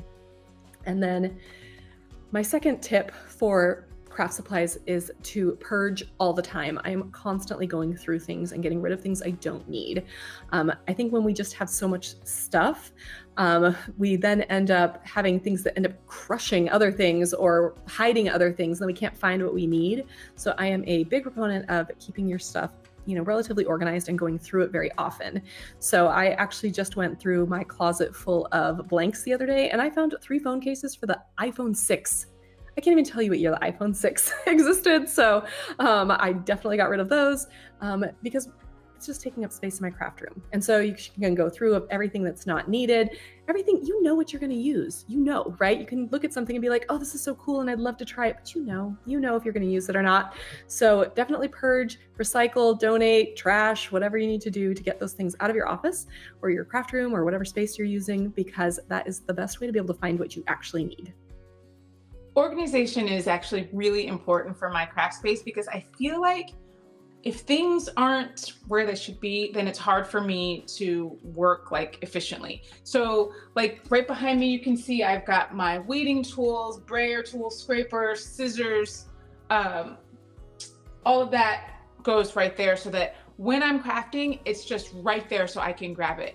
And then other supplies outside of those tools that I use on a regular basis, they're usually in drawers or cabinets or bins, and I label everything. I am obsessed with label making. So I definitely use my cutting machine to make labels. Let me just show you. So right here, all these drawers are labeled with what is in them. I just find that when things are labeled, it's just easier and it makes me happier to work that way. So I know exactly where everything is.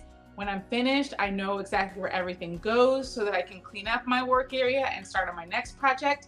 And it works well for me. So I'm always trying to make my space more efficient. So I change it around a lot, but after each change, there's always going to be some labels and bins that help me stay organized. So one of the tips and tricks that I can share that has really been helpful to me is this pegboard system that you see right here behind me. That has really just been a game changer for me, especially with my Cricut tools, because all of the Cricut tools have, you know, the hook on the end. So you can see my Cricut tools are hanging up right there.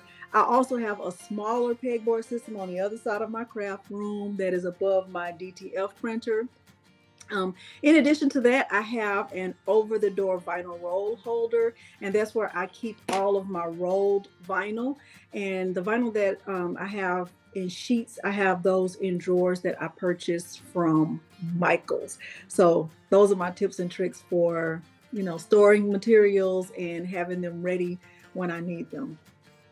Those were awesome tips. As for me, I like to store my tools and supplies in my dream box, which you can see behind me here. But I also use cards and storage containers, pretty much anything that works for the space I have and the size of the thing I'm storing, right? So there's really a large variety. The big thing that really matters to me is that I label everything. And if there's a label on it, I can always find it when I need it, and so can other people. So that's my biggest tip for you for storing things so you can find them and to keep them safe, is to label everything. Second question, what's one mistake that you made along your crafting journey that taught you an invaluable lesson? As I like to say, I make the mistakes so you don't have to. So I've asked our Maker Academy weekend guest teachers about their mistakes and what they learned from them. And here's what they say. My biggest mistake is always not reading the instructions or finding a tutorial or watching a video. A lot of times I think, I know what I'm doing. I've been doing this forever. And then I try something and I fail. And so my biggest tip would be to actually read the instructions, figure out what you're doing, watch some videos, watch our videos, watch our tutorials, because there's nothing worse than ruining your first project, because I feel like then it sort of turns you off from making those types of projects in the future. And if you can make your project well and perfectly on the first try, it means that you will be much more likely to continue crafting. One mistake that I made early on was starting on too many projects at one time. So I would see, you know, a project that I thought I wanted to try, and I start on it and not finish. And then I see another one and I start, and then I see another one, and it continued to just spiral on and on. And what I realized was that really nothing was getting finished. So I could start 5 projects and really finish none. And so my advice for that now is, once you start on a project, see it through to completion before you start on another project, because that will keep you sane. That will save you money. It will save you time. It will completely help you with being more efficient with your time and making better decisions, especially with money, because you're thinking about, oh, I want to start this project and you need all of these materials. And then you want to start the next project and you need all of those materials. And what about the money you just spent on the first project? So my advice is, finish the project that you're working on before you start another project.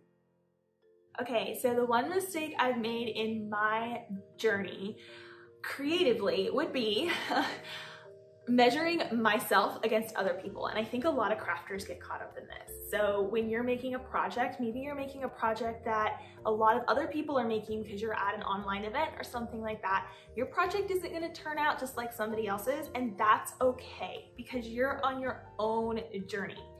I think the mistake I used to make years ago when I was getting started is constantly comparing myself and just thinking, oh, this isn't just like this, or oh, this isn't just right, or this isn't even just how I envisioned it. That's okay. It doesn't mean you got it wrong. It means you learned something, and there was something new that you discovered out of that about yourself.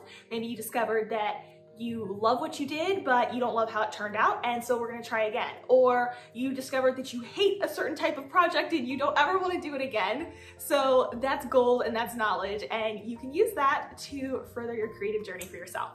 So mistake would be, don't judge yourself harshly when you're getting started, and know that your journey is your own, and that's okay. I used to get paralyzed by perfection, as I like to call it. I would look at a project, and if it wasn't exactly the way I had envisioned it in my mind, or something was slightly askew or slightly off center, I would just let it ruin the whole process and the whole finished project, especially for work projects. It just used to stop me in my tracks, and it would prevent me from moving on to the next thing or enjoying what I was doing. So my mantra for a long time has been done is better than perfect. Especially, when you're decorating your house, or if you're working on a scrapbook page, or if you're working on a gift for someone else. The recipient is not going to go, well, this one little square on the quilt is 1/4 of a centimeter off to the left. They're going to treasure what you make them. You're going to treasure the memories of your scrapbook pages. I've looked back on some of my old scrapbook pages and been like, girl. But I don't look back at that and think, well, shoot, I should have spent 10 more hours redoing that. I look back that scrapbook page and enjoy the memories. So whatever the project is you're working on, card making, scrapbooking, home decor items, finish it. Don't get paralyzed by perfection. Don't get paralyzed by wondering what other people are going to think. Finish it. Enjoy the process of it. We do these things because we love them. It fills a creative thing inside of us. Enjoy the process, enjoy what you're creating, and don't let perfection ruin it for you. I would say probably following the mistake of what's popular or what everyone else is doing when it's not my passion. And one of the examples of that is paper projects. I tried to dive into paper crafting. I didn't like it. I don't like it. It's tedious to me. And I don't find the results as satisfying as other types of crafts. And I should have known after the first couple that, that is not the type of crafting for me. However, I just kept trying and trying and trying because there's some gorgeous paper crafts out there. Jennifer makes some gorgeous paper crafts, right? I want to make all of those, but I don't find it satisfying, and it doesn't scratch that creative urge for me. And I needed to find what fulfills my creative passion. And once I dove into that and just kind of followed what my passions are, I was a happier crafter. So I would say that following your passions, no matter if it is not what everyone else is doing, so perhaps it isn't, but that's okay. Find your creative passion and follow it. One mistake I made in my crafting journey, honestly, was just being intimidated by my Cricut machine. I'm a lifelong crafter, and I've crafted in a lot of different mediums, jewelry making, polymer clay, beads, and I actually started vinyl cutting and sublimation years ago when I had an Etsy shop, and I was also an Amazon seller. So I was cutting vinyl on an industrial size cutting machine. I had never used a Cricut until 2019 when I decided to get one and try it out. And I was so intimidated because it was a new software and a new machine. And I was just worried because it's an expensive machine and I didn't want it to be a waste of money. So I let it sit there. And I really wish I had just taken it out of the box sooner. There's so many amazing resources on the internet and on YouTube, and Jennifer Maker has so many awesome tutorials. There really is a way for you to start small and take the Cricut out of the box and just take it out of the box. That's step one. I should have done that. I just let it sit there too long, and I feel silly about it now because I have so much enjoyment from it and I really love crafting with it. And I could have gotten started a lot sooner if I had just gotten past my fear and opened up the box and gotten started. I think one mistake that I made was trying to get my project to look exactly like someone else's. I feel like when it didn't, then it wasn't a good project. Like I kind of failed that project. So for me, it was just about really embracing the process of the crafting and realizing that I'm going to do it my way and someone else might do it a different way, but that there's nothing wrong with either way. Like I should just do what makes me happy with my crafting project, and I don't have to compare it to someone else's. Even if it doesn't turn out exactly like theirs, it's not a fail. So I think that was one thing that I learned, and it just helped me enjoy my crafting process more when I wasn't comparing it to someone else's process. And I just kind of stuck with what felt good to me and stayed in my lane. And that's just how I really enjoy making projects. I have made many mistakes along the way. There have been so many, it's actually hard to focus on just one. But there was one that happened during a live video. So I remember that mistake really well, and I learned my lesson really well. So this was a live tutorial on how to create the Flower Girl canvas. And I had just weeded a sheet of permanent vinyl to put onto the canvas. After I held it up to make sure I didn't miss any bits while I was weeding it, I set the weeded vinyl down on my mat with the sticky side down on right on my work surface, right? And it instantly stuck to my mat. The whole thing was stuck on it. I thought it was a goner. I thought I was gonna have to weed the whole thing on the live video again, which took a while, but I carefully peeled the whole thing up while we were going live. I didn't excuse myself or anything. I just peeled it up and I managed to save it and I finished the project. The big lesson I learned was to always think twice before I set down a piece of weeded vinyl. And I don't mean iron-on vinyl because that's fine. I mean anything with the sticky stuff, right? So I asked myself, am I putting it down the right way or am I actually even putting it near or on something that it might stick to? So, I've still made the same mistake once or twice since then, but I've now learned to stop myself from doing it as much. And more often than not, I don't make that mistake. So I learned a very important lesson that day, and I am now better off for it. And that's it for today's Lunch and Learn. I hope you found this valuable. I sure did. Stay tuned for more information about Maker Academy Weekend, as we will be right back. I am a maker. That's what I am.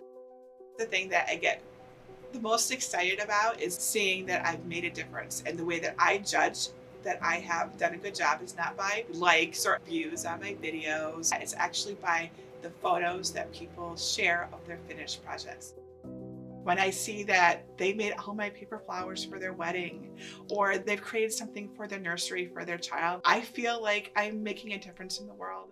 Hi, I'm Jennifer Maker. I'm the founder of Jennifer Maker and the blog, the academy, the channel, and I love to share what I do. I've been creating since before I can remember. I have newspaper clippings of myself finger painting before I can remember that was a thing. My mother is an artist. It's really her that spurred all of this. She's always taught me to make things, and so all throughout my life I've made them rather than simply bought them. I love making them, even if it costs 4 times the amount. The joy that comes from creating something from nothing is huge. Jennifer Maker started with me in my home, sitting at my computer and just doing my very best, right? So it was just all 100% me. It was a thing to do on the side to support my family.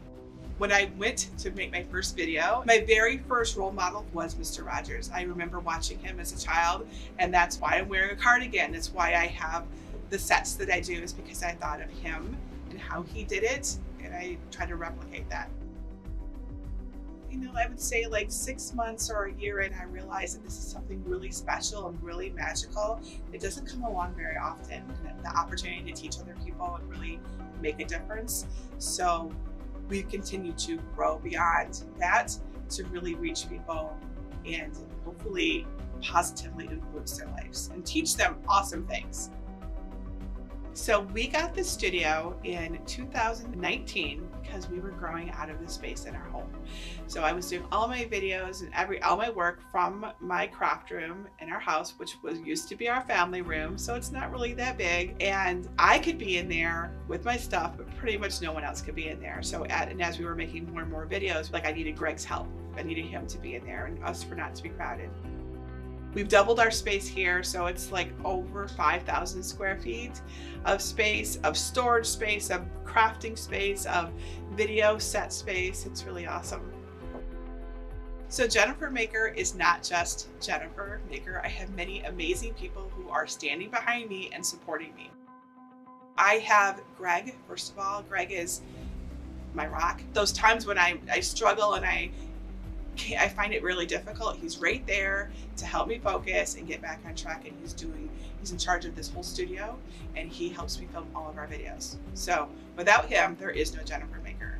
And then we have a team of 32 amazing people, and we have various departments: a creative department, an education department, marketing, and our maker experience. And all of these people come together to create Jennifer Maker. It is not just me. A lot of people might think it is, but there's no way I could do this alone. I have the support of so many amazing people.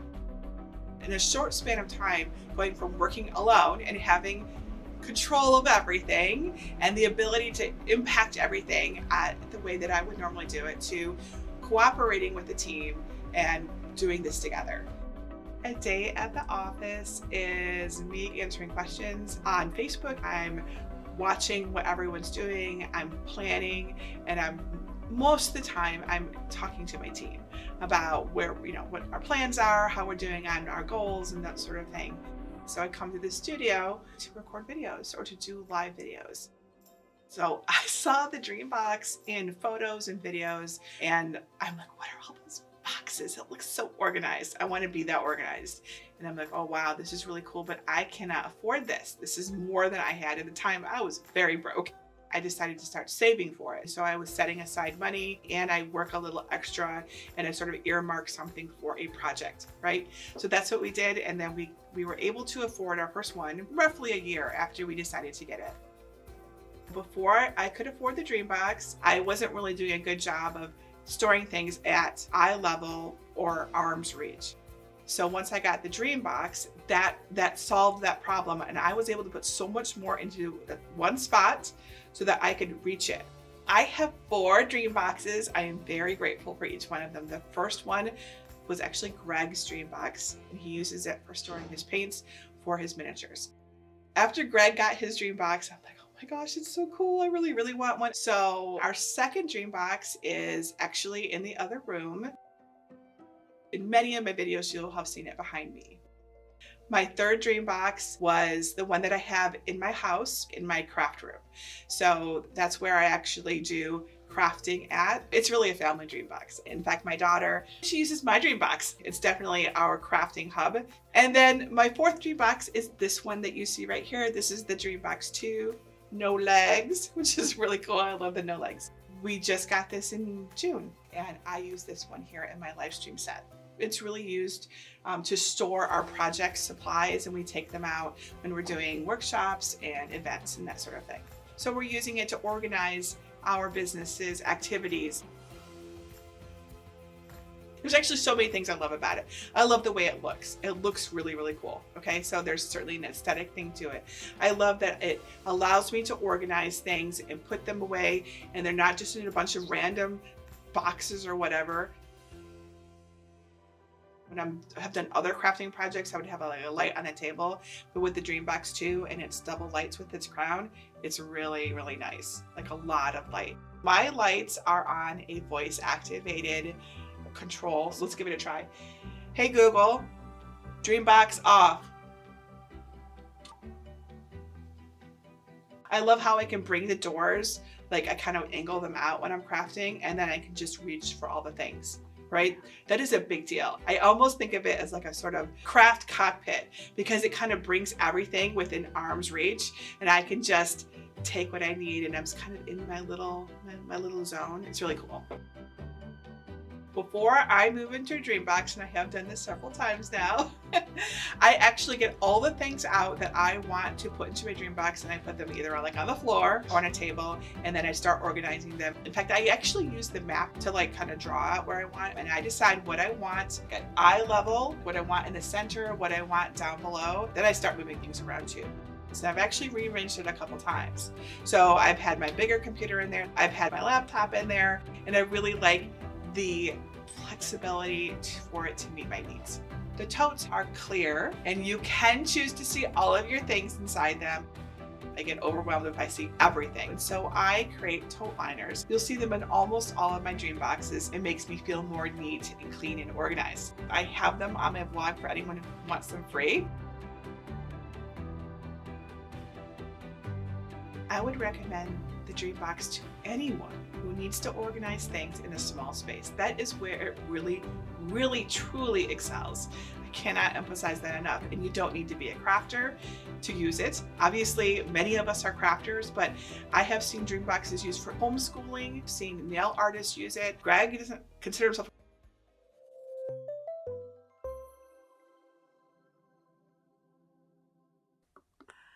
Didn't they do an awesome job on that video? Thank you, Crate Room, for making a really cool video about Jennifer Maker. I thought that was really nice. Did you all like that? You can hear me okay? Yes? Let's see my... All right. So what we're going to do, let me know in the comments. I'll pause for a little bit so that I can see your comments. Thank you guys for your, I was reading all your comments too as the video was going. I thought that was really, no one's made a video like that before, and it was cool. It was really cool. And there's a little sneak peek of our studio coming up, and you got to see all the behind the scenes. So what you saw, like me sitting at a desk talking to my monitors, is like, that's exactly what's happening right now. There's the camera. Here's the monitors. There's you out there. I can't quite see you, but I imagine you. All right, so what I want to do now is actually stop this live stream and then restart the afternoon one. And we have prizes to give away, awesome prizes. We have chosen winners. Okay, so what I'm going to do is I will stop the live stream. That will also allow anyone who wants to just rewatch the morning from the beginning to do so. The new live stream will show up.